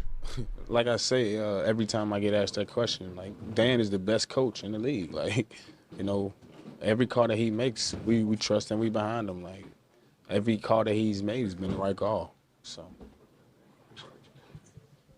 thanks to our friend Brad Galley for that sound, by the way. Birmingham Brother Rice's finest. That's right. Brad Galley. Yeah, Dave Montgomery ran hard yesterday. He caught the ball out the backfield yesterday. Dave Montgomery looks great. He's a great pickup, and I love the tandem. I love the Thunder and Lightning. Cause I wish they'd been you don't see them together, though. Yeah. That's the thing. I would love to see them in the same backfield, but I guess next year, when you have a new offensive coordinator, if Ben Johnson does leave, 2 jobs remain, Seattle and Washington. And both teams that lost yesterday, both their coordinators are getting interviewed by both those jobs today. Ben Johnson, Mike McDonald, both getting interviewed at both of those jobs. And the rumor is Ben Johnson to Washington. We'll see. If you're Ben Johnson, do you like these 2 openings, or do you do another year with the Lions and see what happens next season? I don't know, man. Getting a job in the NFL is tough. I would love to see him stay. I doubt he will. If Washington offers him, that's a pretty good gig. Washington is one of the elite teams in the NFL, historic elite teams. New ownership now. Daniel Snyder's in the rearview mirror. So you got Josh Harris, Magic Johnson taking over for that team. And the second pick in the draft. And the second pick. He's going to get his quarterback. Yeah. And Seattle, they've been terrific for the past 10 years. Terrific. To see them get going again, that's another job that's very interesting to me. I think both jobs are excellent. Yeah, 100%. We got to get a quick commercial break. But let me put this in the chat for me, Pete. Answer a poll. I forgot to do this at the beginning of the show, but should Dan Campbell have gone for it? And I know we've talked about it. It's over. But should Dan Campbell have gone for it? You know which way I'm talking about. To go up 3 scores in the third quarter. Yep, and we got some phone callers. If you guys want to call in and we got some chat, callers, JB? 313-552-6322. We'll take your calls for the rest of the show. We haven't even talked about the Ravens game yet. That was a hell of a game, by the way. A whale of a game. And I want you guys to hear from Amon-Ra St. Brown when we come back as well. But first, you got to hear from Swiss. Hey, do you have football on the brain like us? Well, of course you do. The Lions may not have made it, but you can still count on the Super Bowl. It's going to be a big game. And you know what you also can't count on is shopping your home and auto insurance. Shop it like a pro with the pros at Swiss Insurance. They cover us here at WSN, and they should be covering you as well. Ask for Mark at Swiss Insurance today at SwissINS.com. Or as always, give them a call at 248-800-4177. Swiss Insurance. Love Woodward Sports? Love wearing clothes? Then you should be wearing Woodward Sports clothes. Check out our full line of merch at woodwardsports.com. Just click on Shop. We have all your favorite designs, like Dan Campbell kneecaps, Woodward Golf, and of course, our own logoed out merchandise. Men, women, infants, kids all love Woodward Sports. Impress your friends. Impress your boss. Impress your dog. Buy Woodward Sports merch today. Savor the heart of home at Big Boy with our all-new down-home comfort dishes. Feast on home-style goodness with our Southern Comfort Chicken Bowl, veal parmigiana, and apple pie hotcakes. The down-home delight doesn't stop there. Potato pancakes are back. Dive into the richness of our perfectly crafted potatoes with our classic potato pancakes and our stuffed potato pancakes. Top off your meal with our new gingerbread shake, a seamless blend of creamy vanilla and sweet gingerbread flavors. Nothing beats the comforting taste of down-home cooking. Enjoy every bite, only at Big Boy. You have an opinion? Make sure it's seen and heard. Corner, jumper, tweet us, hop on the YouTube chat, slide in the DMS at Woodward Sports on all social media.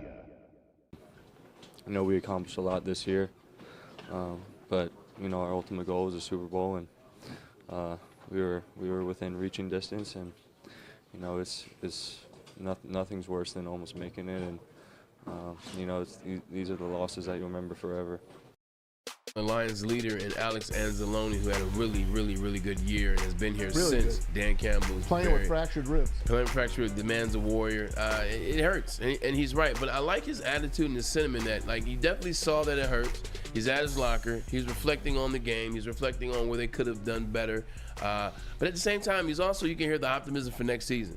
This team knows who they are. Yeah. They know what they have, and they know where they're going to be next year. They're going to be right back in this position. So it's going to be fun to watch them in the offseason make some moves. 9 home games next year, by the way, guys.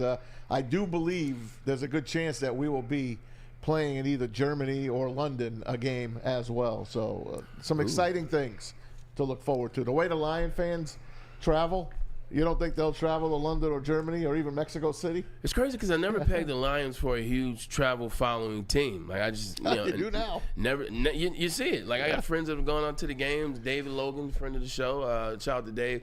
He was out there. A lot of other people out there. They travel well. You saw that the Chiefs game. You saw that the Chargers game. It was only Lions fans in there, much like anybody else playing the Chargers at SoFi. We got some callers. You say, JB? Yep. We got some callers here. Let's get some callers involved, man. See how they're feeling, because I know this is a tough morning for a lot of these Lions fans. Who we got first, JB? All right, I will send you guys Damian from Southfield. Damian, Southfield. What's going on, brother? You're on with Ermanni and Maz. What's up, buddy? How you guys doing? I love the show, brother. Thanks, Damian. Man, I really appreciate that, man. We're hurting like you are, man. You see, Maz, he's about 2 seconds away from a tear, and rightfully so, man. It's been a hell of a ride, but yesterday just didn't necessarily have the movie ending that we all wanted. Absolutely. I got 2 questions, if possible. The first question is for you, Braylon, because you have experience in the league. With Dan opting to go for it on 4th and 2 and what have you, how much leeway do other coaches, do they have the ability to be like, hey, Dan, I don't think that's a good idea. This is the championship. Does things like that happen in the league? Can other coaches pull the head coach's ear and say, hey, man, let's think about this? I think on some staffs, I appreciate that question. I think on some staffs, you'll see coaches be able to ask the head coach, because a lot of times you got to think they hired those guys, they're friends. Like Dan Campbell has gone to a lot of his friends that also know the game, whether it was Anthony Lynn, whether it's Mark Brunell, whether it's his coaching staff now, Deuce Staley, the previous year. So I think there are some guys that can go to him and say, hey, look, are you sure? You saw how long it took him to get the first field goal. And I'm pretty sure Ben Johnson, and Maz did a great job pointing it out, I'm pretty sure Ben Johnson bent his ear and said, hey, look, if you want to go for it, we'll go for it. But Dan, maybe we kick the field goal now and we go into the locker room up 24/7. But I don't think it's like that everywhere. I think this is a unique coaching staff, and Dan does accept the input. But I think you got to be careful. If you're let's say one of the coaches on the staff, you don't want to mess his head up. If you know that's a situation where he's going to make it, it's like, I just got to let him rock on that. So I think it's a tough situation, but I think they do have the power to talk to him and say, hey, maybe not. Okay, that's awesome. The second question, and it's in everybody's head, Hendon Hooker. I'm a Jared Goff believer. I'm a Jared Goff lover, but there's limitations. The stuff that Brock Purdy did for San Francisco, I think Hendon Hooker can do for Detroit.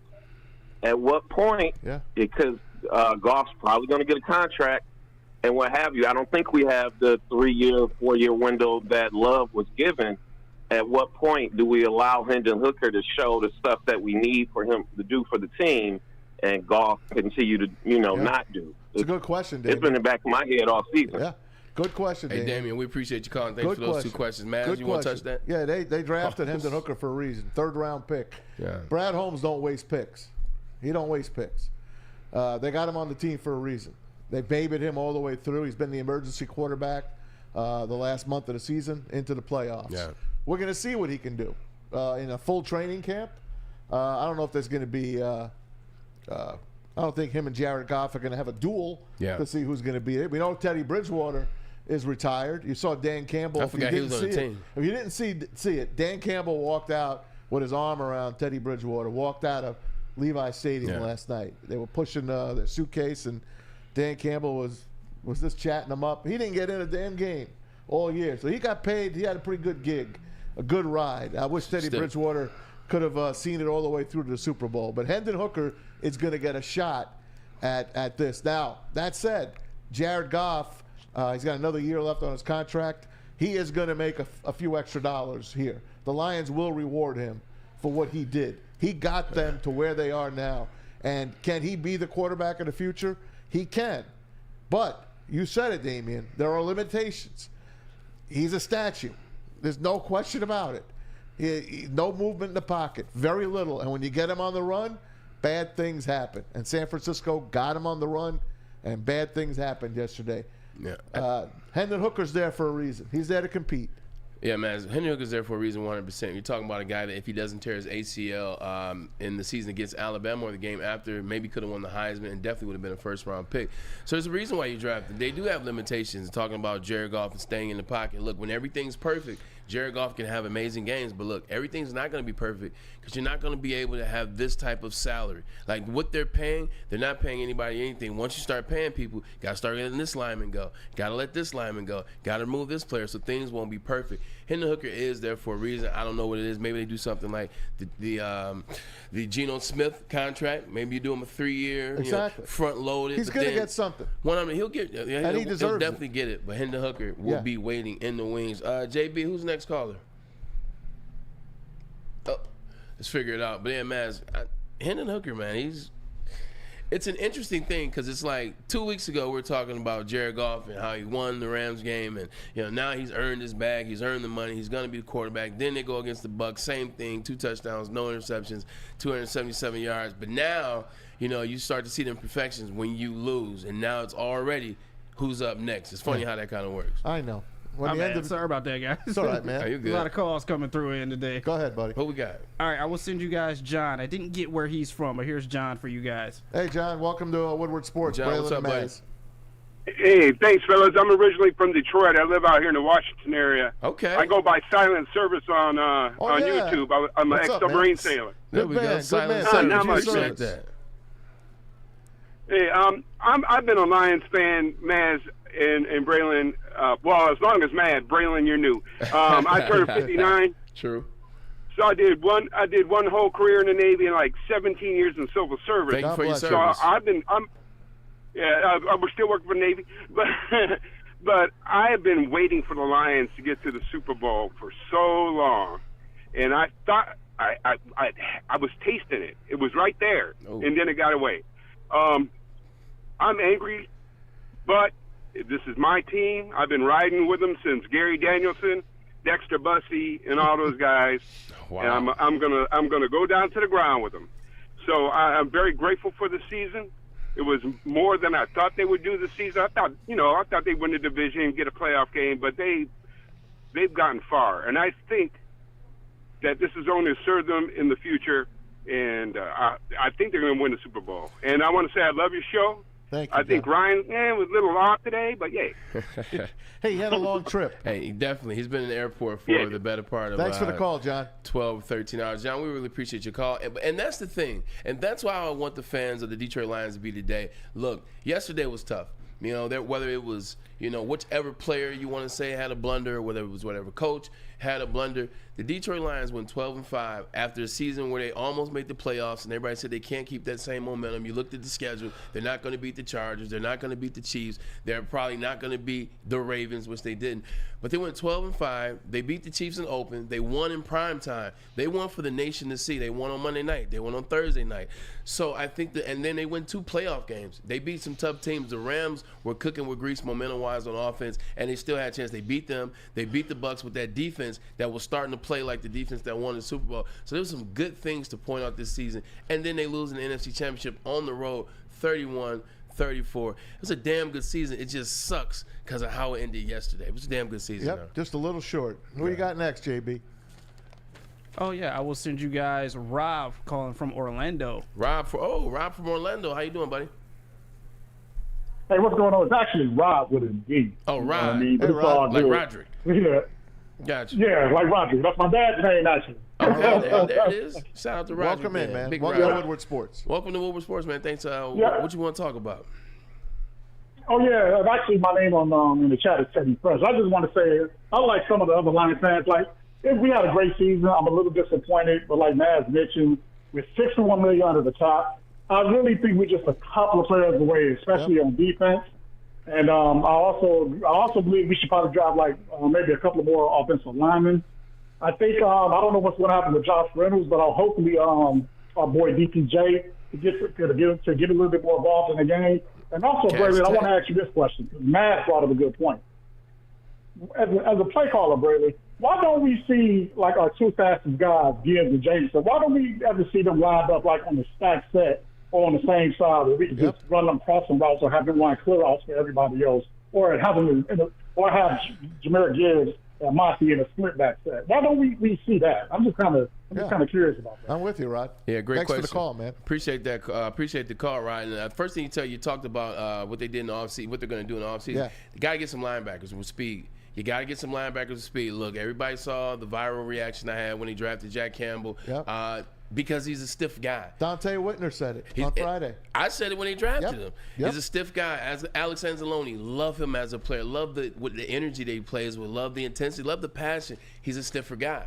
When you're going side to side, you look at the linebackers in the league today, they're all right around 6 foot. They're all right around 240, 235 pounds, and they all run 4.5 at the slowest. You got to get some guys that can run lateral, and then obviously some DBs. But in terms of why they don't do Gibbs and Jameson, JMO, I think it's Montgomery too. Oh, Montgomery too. Yeah.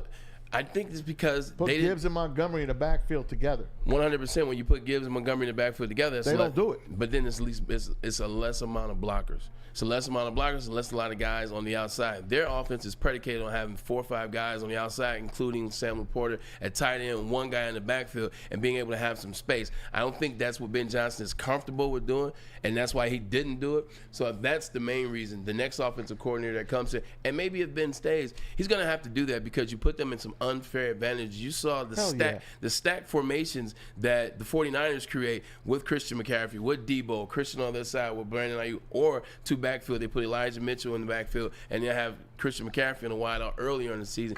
Got to see some of that. But I think they were rolling with what they done, rolling what got them here, and now you make adjustments. When something doesn't work or you say, how can we get better? They got a lot of talent on that offensive side of the ball, and I think this offseason, they'll find more ways to get Jameson Williams involved. You saw what he's capable of. Next year is his year. I'm happy. I'm finally happy that people are seeing what he could be. Yes. You saw the big reverse. You saw the snatch when he took the ball from the guy. It should have been intercepted. You saw the touchdown. That catch at the end of the game is not an easy catch. No. He had to take the ball from him. Fourth down, contort his body, and in that moment, you're trying to fight to get to the Super Bowl. And he hurt himself. 100%. I think he hurt his ankle. So a hell of a job by him. Appreciate that call. Baldinger put out something Baldy right after the touchdown. One. He did. After the first touchdown that JMO scored, he said he went right out. It was like a minute long. Here's the comment already. He was doing it as the game was progressing.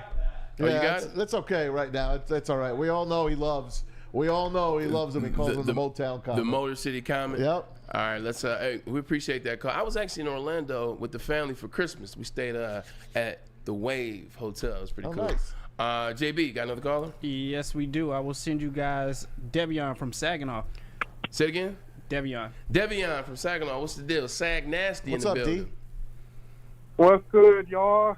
How you feeling? I would say it's a good afternoon, but the Lions lost. I know. Yeah. But, yeah, I got 3 questions. I sort of Whoa, 3. You want me to say them all at once? No, or you want go me to just say one? No, you ask one, I'll answer one. We'll go like that. Okay, the first question is, what do you think the Lions will do to beefing up their defense? Do you think they're leaning more towards the draft or getting a trade or a free agent? I think a little bit of both. You see what Brad Holmes is able to do in the draft. He's shown you time and time again that he can draft players that can make an immediate impact and have sustainability, and actually not even sustainability, be all Pro Bowl type players. So I think they will worry about that in the draft. They still have some good picks. But also, too, I think now that the team is built a certain way, now you'll have top free agents wanting to come to Detroit. And they got money to spend. 100%. They got money to spend. You got free agents on the market. And Detroit is a desirable city. It is a destination city now from the player's point of view. So I think you'll get some draft, but I think you'll also see some free agents come in, kind of like last year with C.J. Gardner-Johnson, Emmanuel Mosley. Those were 2 big pickups for the Lions. Didn't work with Emmanuel Mosley because he got injured. What's the next one? Okay, the next one is, if one or 2 coordinators leave, do you think they're going to get somebody in-house? Or do you perhaps think that maybe one of the head coaches that got fired might be the coordinator, like the Pete Carrolls of the world or the... No, that's a good question, Devion. I definitely believe they stay in-house. That's the way this team operates. They handpick their players. They handpick their coordinators and coaches. I believe there's enough talent here, Braylon, on this coaching staff that you just elevate a Mark Brunell perhaps, or the passing game coordinator Engstad, even though he's getting an interview at other places as well. There are guys already in place here for the Lions if they have to make any moves. Definitely agree with that. What's your last one, Devion? You probably look Calvin Shepard, defensive coordinator, probably take over, I think. That's right. All righty. Yep, that was my idea too. The last question is, since Bridgewater retired, do you think they're giving the keys to Hooker, or do you think they're going to draft another backup for the third string backup? Did you hear it? Yeah, I did. He's wondering about Hendon Hooker, or is he going to be the backup quarterback, or do you think they draft another quarterback, or do you think they bring a free agent quarterback in? Maybe draft a quarterback. Yeah, maybe draft the quarterback as well. Look, Mike Tannenbaum has come on this show, friend of the show, GMs on ESPN. He's come on here and told us, man, you draft quarterbacks. Green Bay used to draft a quarterback every year. The Patriots would draft a quarterback every year. That's why at one point they had so many quarterbacks when Tom got hurt. You had Matt Castle, you had Jimmy Garoppolo, you had what was the kid? Jacoby Brissett. Hoyer's another one. Shout out to Michigan State. Psych. You gotta have guys in situations, and I think having Hendon Hooker as the backup next year, what happened, I think they maybe draft a guy in the 4th or 5th round. Appreciate that call, Devion. Shout out to Saginaw. A lot of my former teammates are from there, like Lamar Willie. We got to take a quick break, and we'll get back and talk some more, man. Maybe talk about the Chiefs, Ravens. Let's stop talking about the Lions. I think everybody, we're beating the horse. We know we lost. It was a tough one. This is Lion Monday, baby. This is true, but let's talk about the Chiefs and Ravens game because some interesting questions out there. Lamar and John Harbaugh, can you trust them in the big dance? Yeah, we'll get back to that. But first, a message from Guardian Alarm. That's right, gentlemen. Whoa, I sound like Sean Smith from the game yesterday, the referee. It's a new year. Let Guardian Alarm offer you customized solutions for real experts. Our professional technicians take the time to recommend security and automation solutions specific to your needs. 24/7 professional monitoring. Call us anytime, day or night, and know that a Guardian team member will stay on the phone as long as needed. Technology backed by people. Your safety and security deserves technology that is proven to work and people who have proven to care. Call 1-800. That's 1-800. Stay out. Call them today and tell them Woodward Sports sent you. Stay out.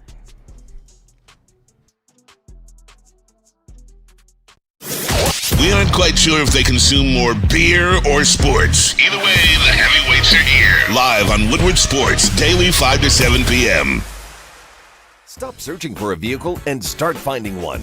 Les Stanford Chevrolet Cadillac makes it easy. We harness the power of multiple dealerships and own the biggest selection of GM brands in the area to get you the car you need. With the Les Stanford Group, you'll have access to 4 different dealerships, providing you with more makes, more models, and more choices. We're connected to more than 1,000 vehicles. And with so many high-quality CPO vehicles available, you'll find new car quality at pre-owned prices. You can start and end your search at lesstanford.com today. Love Woodward Sports? Love wearing clothes? Then you should be wearing Woodward Sports clothes. Check out our full line of merch at woodwardsports.com. Just click on Shop. We have all your favorite designs, like Dan Campbell kneecaps, Woodward Golf, and of course, our own logoed out merchandise. Men, women, infants, kids all love Woodward Sports. Impress your friends. Impress your boss. Impress your dog. Buy Woodward Sports merch today. Planet Fitness, you can get energy without the judgment. Hi, can you help me with this? You don't know how to use it? This is better. Join now through January 19th for just 24 cents down, $10 a month. Never intimidating, always free fitness training and equipment for every workout. Join today during the Big Fitness Energy Sale for 24 cents down, $10 a month. Cancel anytime. Deal extended through January 19th. Over 50 Metro Detroit locations. At work and at home. We're there with smarter security solutions, featuring complete automation with customized alerts and more. For over 90 years, we've been the company that's been counted on to protect what matters most, all with personalized service and care. Right now, for a limited time, receive a free video device plus free installation with a new home system. Guardian Alarm. We protect Michigan. What happens when you run a great business for over 50 years? You expand and offer more products to more people. This is exactly what Les Stanford did by adding Les Stanford Buick GMC. The same great service that customers have come to know and trust on Woodward Avenue just south of 9 Mile. Check out Les Stanford in Dearborn today. Find the brand you want at lesstanford.com. lesstanford.com. Find new road. Find them, and now let's head over to Maz because I'm hungry. That's right. Me too, B. Me too, there, Pete. Winter time's always better with comfort foods from Big Boy. You want to start off with a great breakfast, the stuffed potato pancakes. You know they're great. The new apple pie hotcakes are too good to pass up, and they brought back the old lumberjack and Santa Fe garden omelet. Then for lunch and dinner, you got the veal parmesan, the Southern Comfort chicken bowl, and top it all off with the great shake from Big Boy, the gingerbread shake, still there right now for a limited time only at your local Big Boy. Welcome back to Ermanni and Edwards with Maz, the big guy. Ryan Ermanni will be with us tomorrow. Today it's just me, Maz, Pete Spivak, and JB. JBP, how you guys doing? What's up, JB? How you doing? What's going on, Pete? I'm all right. You? Pete, you it's our always show blew now? It. You blew it. Pete, you blew it. Now I'm like, Maz, hush. Oh, I'm sorry. You blew it. Hey, that takes us to our premier pet supply player of the game. Nice Pete doesn't know what the hell he's doing Not in that at booth. all. Damn Please it, put Pete. it up because it's Sam Laporta to me. He is, I think he could be one of the most valuable players on this entire team. And remember, against the Vikings, week number 18, hyperextended knee. We didn't think he'd play anymore. And what does he do? He leads the team in receptions again. 9 catches, 97 yards, throwing blocks, playing fullback a few times. Bray, when I see this guy, it's just complete confidence in Sam Laporta.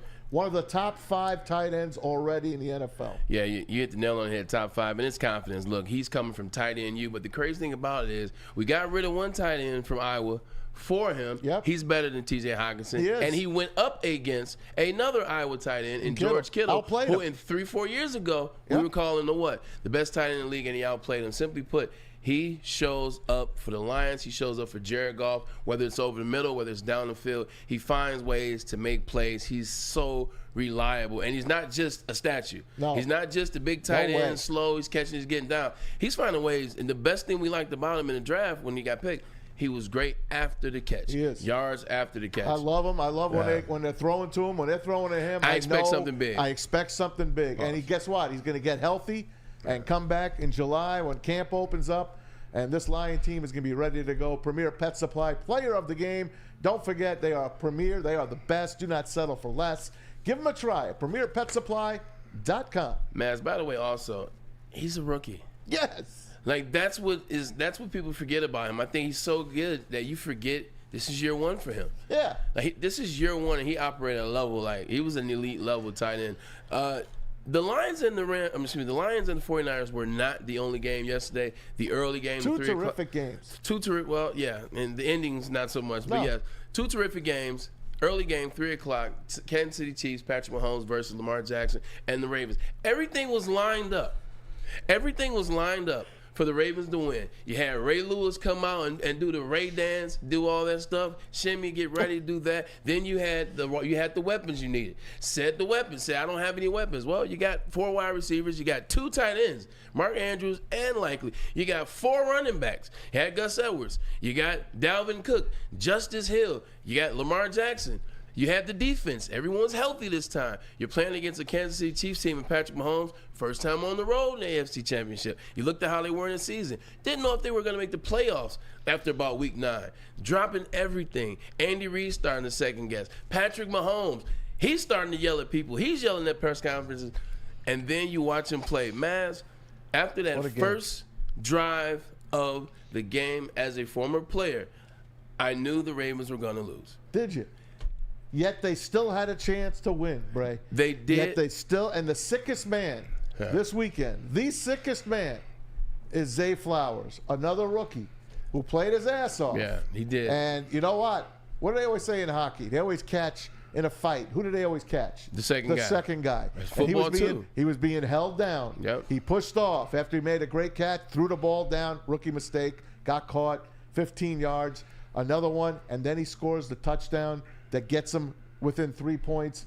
No, he fumbles at the goal line, and of course the Chiefs recover it, and the Ravens still weren't out of it. Yeah. And then they drive down again, and Lamar Jackson, I don't know what he was throwing. I don't know what he was thinking, but he throws the worst interception of his career, and the Chiefs defense won them that game. You could say everything about Patrick Mahomes. The Chiefs defense won him that game. I want to talk about Lamar Jackson in a second. Let's stick with their Chiefs defense. Yeah.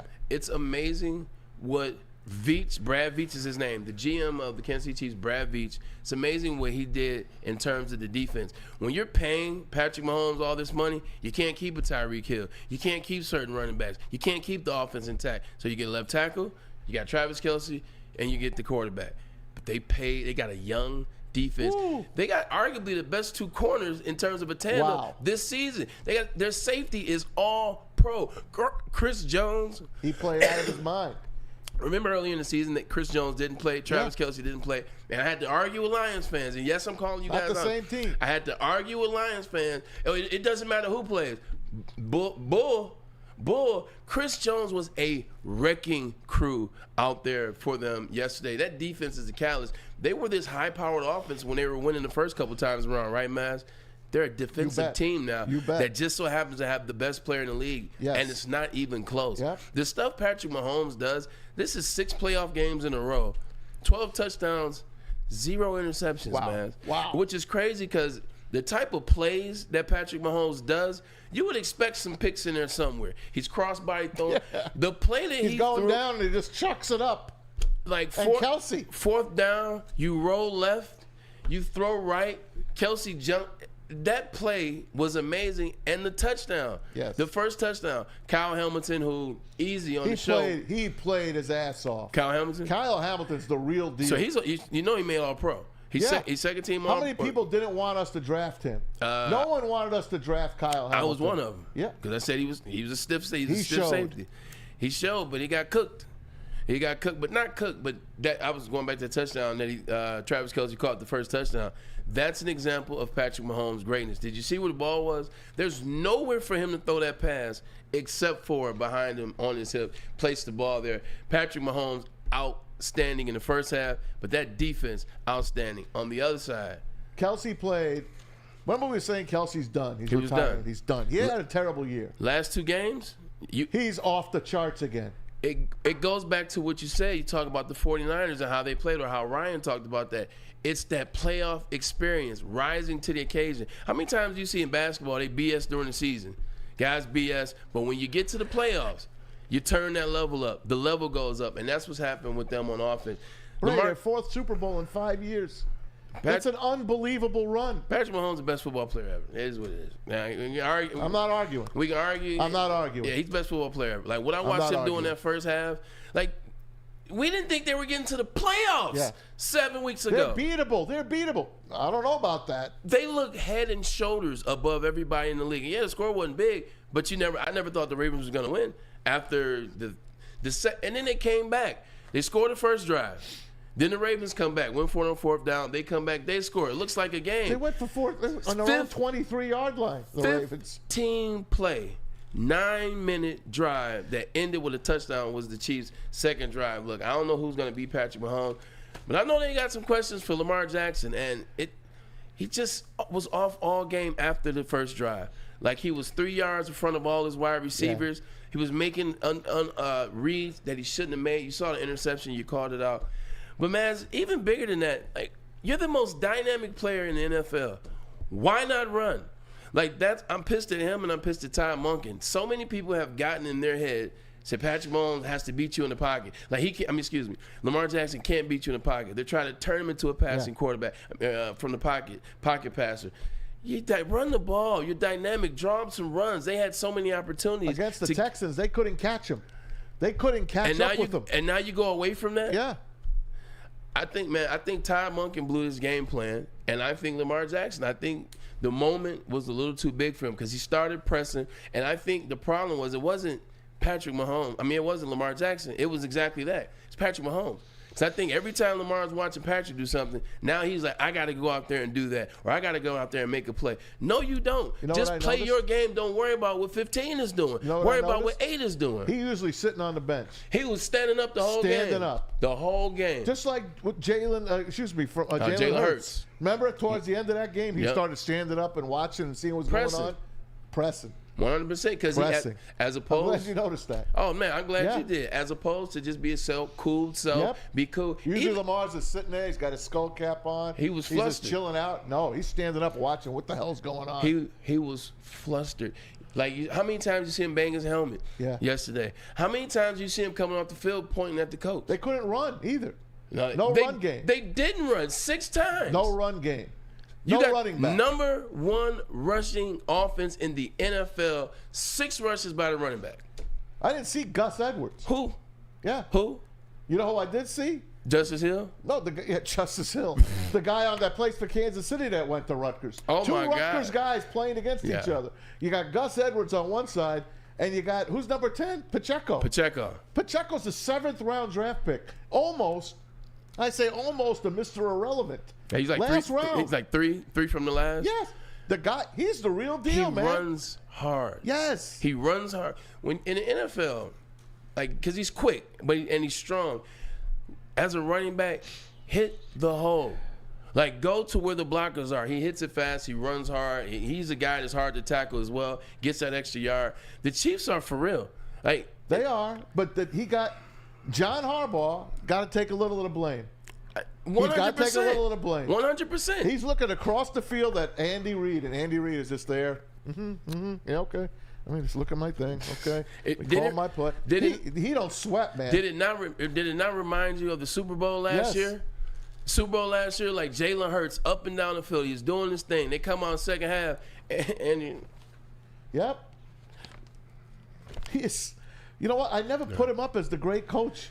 He is one of the great coaches of the in NFL history. He did. Did you see that? They put a picture up, show his coaching tree, like his when he was the head coach in Philly. So Ty Pinkston is now the offensive coordinator. I think Jim Johnson was George one of his Matthews guys. is on that league. John Harbaugh. Yeah, Harbaugh was on that staff, and there was. Out-coach, baby. There was somebody. Out-coach. But it goes to what Ryan always says. Like, when you got one of them quarterbacks, like, if you're a good something, you become great. Yep. Like Bill Belichick, he's a damn good coach. You get Tom Brady, you become great. You Andy Reid, Donovan McNabb, really good coach. You get Patrick Mahomes, you're great. Let's hear Sean Payton, you get Drew Brees, you become great. Let's hear from Patrick Mahomes, shall we? Shall we? They caught up with him. NFL on Sirius Satellite Radio caught up with the man, Patrick Mahomes. I never take it for granted. And how this season's gone, the battle through adversity, it's been truly awesome to see these guys grow. And we're ready to go. We're ready to get to Vegas. It was awesome. I mean, you guys came in here, the ball control, the discipline, you had those drives. You had basically double the time of possession that first half to get the lead. Yeah, I've learned to play different. I said it kind of during the week. It's not all about stats. It's about winning at the end of the day. You saw Tom do it for a long time. He would do whatever it took to win. And when the defense is playing like that, my job is not turn it over, get it to the playmakers, score enough points, and get the win. Here it is, 3rd and 9, game on the line. They dial up the pass play to MVS, and you nail them. You floated it out there beautifully. Just talk about that play, because that sealed the deal, man. Yeah, no, Coach has confidence in us. I went to the sideline, and we just said, all right, we want the ball. We want to have a chance to go out there and win it right here. And MVS, I gave him a chance, and he made a play happen. And he's done that these last few weeks, and we've had confidence in him the whole time. Even though he's gotten hate from outside the building, we love him inside the building. And that's why, because he makes big plays whenever big moments come up. Last one, we appreciate your time. I told Spagnuolo, I've never seen a defense play this consistent from week 1 here all the way to the championship game. A little on this group, because it is a team effort, and boy, all 3 units came through for your team. Yeah, 100%. This is a great football team. It's not a great offense, great defense, great special team. It's a great football team. Every single aspect. And that's what that's what it takes to get to the Super Bowl. And hopefully we can go out there and get that Super Bowl ring and that Super Bowl trophy with it. 58, man, coming up in Vegas in 2 weeks. And the Chiefs, guess what, are an underdog again. They were 2.5. Now it's 1. Yeah, 49ers a 1-point favorite. Look, coming up in 2 weeks. I'm glad he mentioned Tom Brady. One thing he mentioned, he talked about Tom Brady. What Tom Brady was able to do early on, and even later in his career, it's not always about the quarterback. It's not always about 450 yards. It's not always about 4 touchdowns. It's about doing what needs to be done. It's about being accountable, and it's about being reliable and letting it play in the system. It was very fluid yesterday. First drive, they go down the field. He finds Travis Kelce for a touchdown. Lamar Jackson goes down to score. Second drive, 9 minutes, 15 plays. They score another touchdown. He does what needs to be done. 30, 39, 1 touchdown. And amazing. 241 yards. Not eye dropping, not jaw dropping. No. Until you remember that 4th down play that he made. And they did it on the road. And First time, right? Did it in Baltimore. First time. A hostile place to play. Yeah. He's the elite of the elite. He is, man. Now, he is the elite of the elite. It should be a good Super Bowl. It's gonna be fun. I mean, the Niners lost to him how many years ago? 4 Super Bowls ago. Super Bowl 54. And it's the same matchup. It's not the Jimmy same G team. ain't there. Brock Purdy is. Not the same team, but you know what? It's the same 2 coaches. Yeah. Same 2 coaches. They know each other well. Let's get one last break, and then we'll come back and wrap the show up. But first, a message from Jack Labrador. All right, guys. Jack Labrador, you know it. It's the game sweeping Detroit, sweeping America, guys. JackLabrador.gg. Make sure you click right up there, right above my head, at that QR code, and play this game. It's JackLabrador.gg. It's a new way to play rock, paper, scissors, 2 new symbols, and a franchise-changing 3-point play. If you're playing rock, paper, scissors still, kids, you're playing an old game. Grow up. This is the way to do it. And get this deck right here, the Champions deck, only $20. JackLabrador.gg for more. And once again, let's talk about Fairway Packing. Look, man, it's the best place to get over 60 years. They have been serving the best quality meats in the state. The best restaurants you go to, they all go to Fairway Packing. The best places, they know where to go. Grosse Pointe, FairwayPackingCo.com, 313-332-5114. Prime beef, dry aged beef.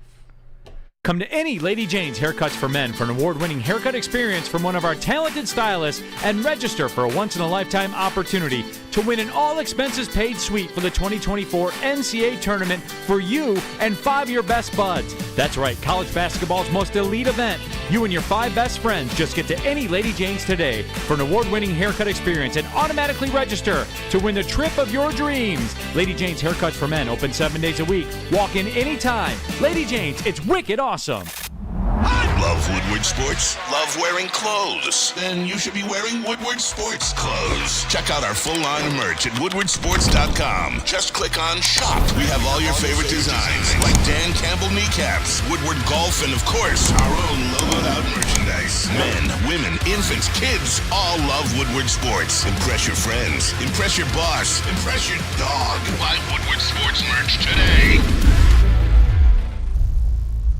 Have you ever wondered where all the finest restaurants get their steaks? It's Fairway Packing Company, providing Michigan restaurants, hotels, and casinos with prime beef for over 60 years.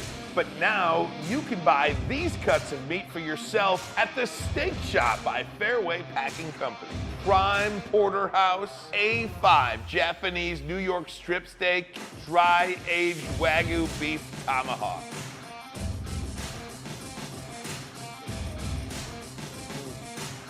Delicious. Get to the Steak Shop today. Enjoy fine wine, have a private party, and get the finest cuts of meat anywhere.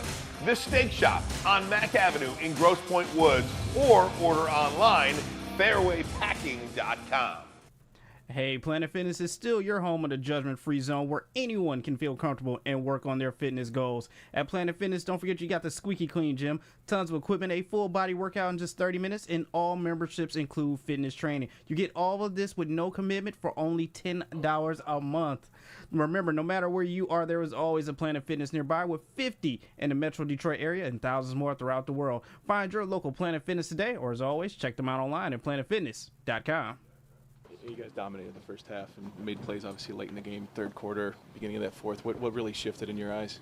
I don't know. A few, third downs that, we wish we would have converted.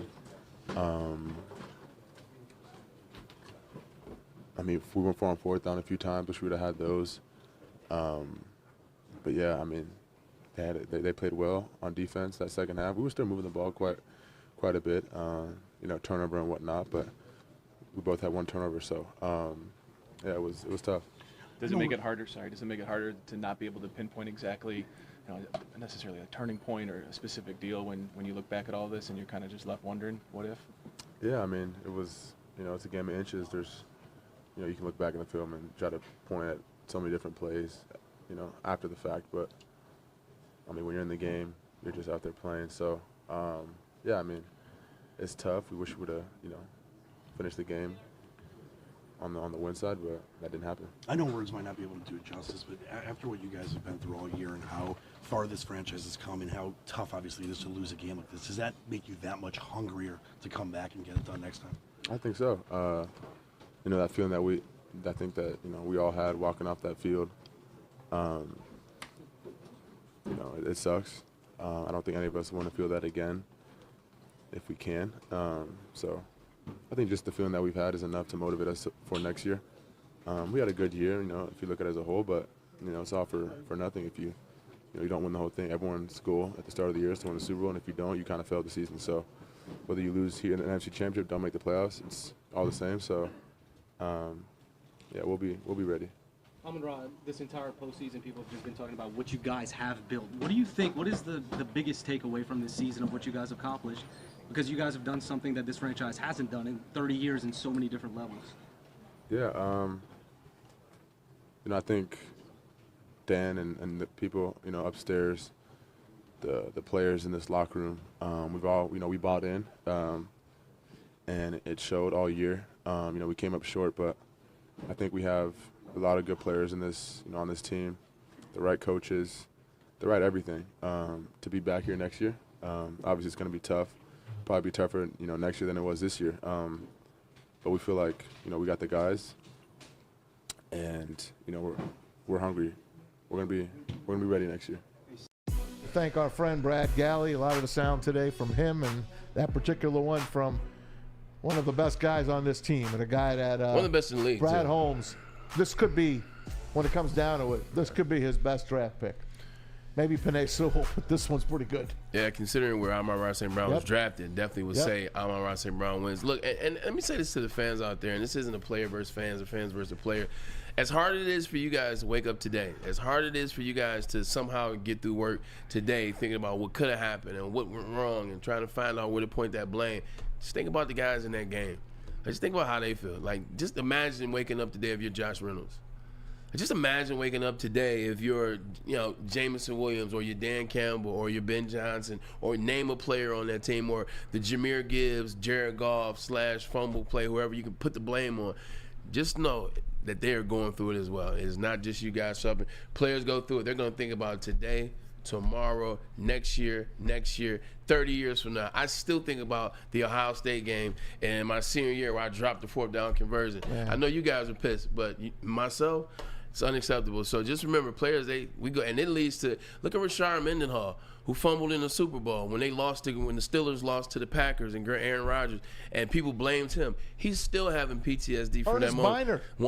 The fumble in Cleveland. Oh my God! So players go through it, man. You guys aren't the only ones. Listen, I'm gonna ask you this. My cousin Andrew in Jersey. My cousin Andrew in Jersey just asked me, who had a worse day, Zay Flowers or Josh Reynolds? Josh Reynolds. And that's what he said. Josh Reynolds from this standpoint. Zay Flowers, young guy, rookie guy. He got caught the second time, whatever. Like, he's young, he's high, he's emotional, he's up, he's trying. I can understand that. And then he fumbled. I was about to go there. Look, he tried to make a play. Like, look, and that's the difference between experience. Like me as a 4-year player, 5th-year player, like when you run that, you catch it, you just run. Your momentum on getting that hit is gonna put you in the end zone. Yeah. But you're thinking, you're like, I gotta dive for it. So it's being young. Josh Reynolds dropped 2 passes, and he's a sure-handed wide receiver, and both times he had the ball, and both times could have put the Lions in great position. Yes. So if we're just doing, you might be right. I would say Josh Reynolds. He's an older player. He's a veteran player. He's a consistent player. Like, they trust him. Jared Goff didn't start getting good with Detroit till who got here? Josh Reynolds. And Dan Campbell said in his press conference, 100%. We didn't make the plays that we usually made. And he's talking about, might as well have called him out. 100%. And so you wake up today, and he's a great, I can't call him a kid, but he's a great guy. He's a great player. Yes. He's going to wake up today, and today was tough for him. So hats off to Josh Reynolds for a good season. Look, shit happens. Yep. It is what it is. We know you'll be back next year. We want you back next year. Look, we appreciate you for tuning in. Ermanni and Edwards with Maz. Ermanni will be back tomorrow. Thanks for letting me complain. Hey, man, this is what we do here, man. We appreciate you guys for listening. We know it's tough, man. So listen all week, man. We'll get some good stuff out there to talk about next year. I know it sucks, but guess what? The Detroit Lions do have the draft here in Detroit. April 25th, April 24th, folks. in Detroit. We're going to talk about those guys tomorrow, too. Michigan, we'll talk about that tomorrow. A lot going on. Oh, Mike Hart, what's going on with that? Oh, man. For JB, my man P. Spivak, Tom Mazaway, really appreciate you. Ryan, I might see you tomorrow. I'm Braylon Edwards. We are out. See you tomorrow. See you guys.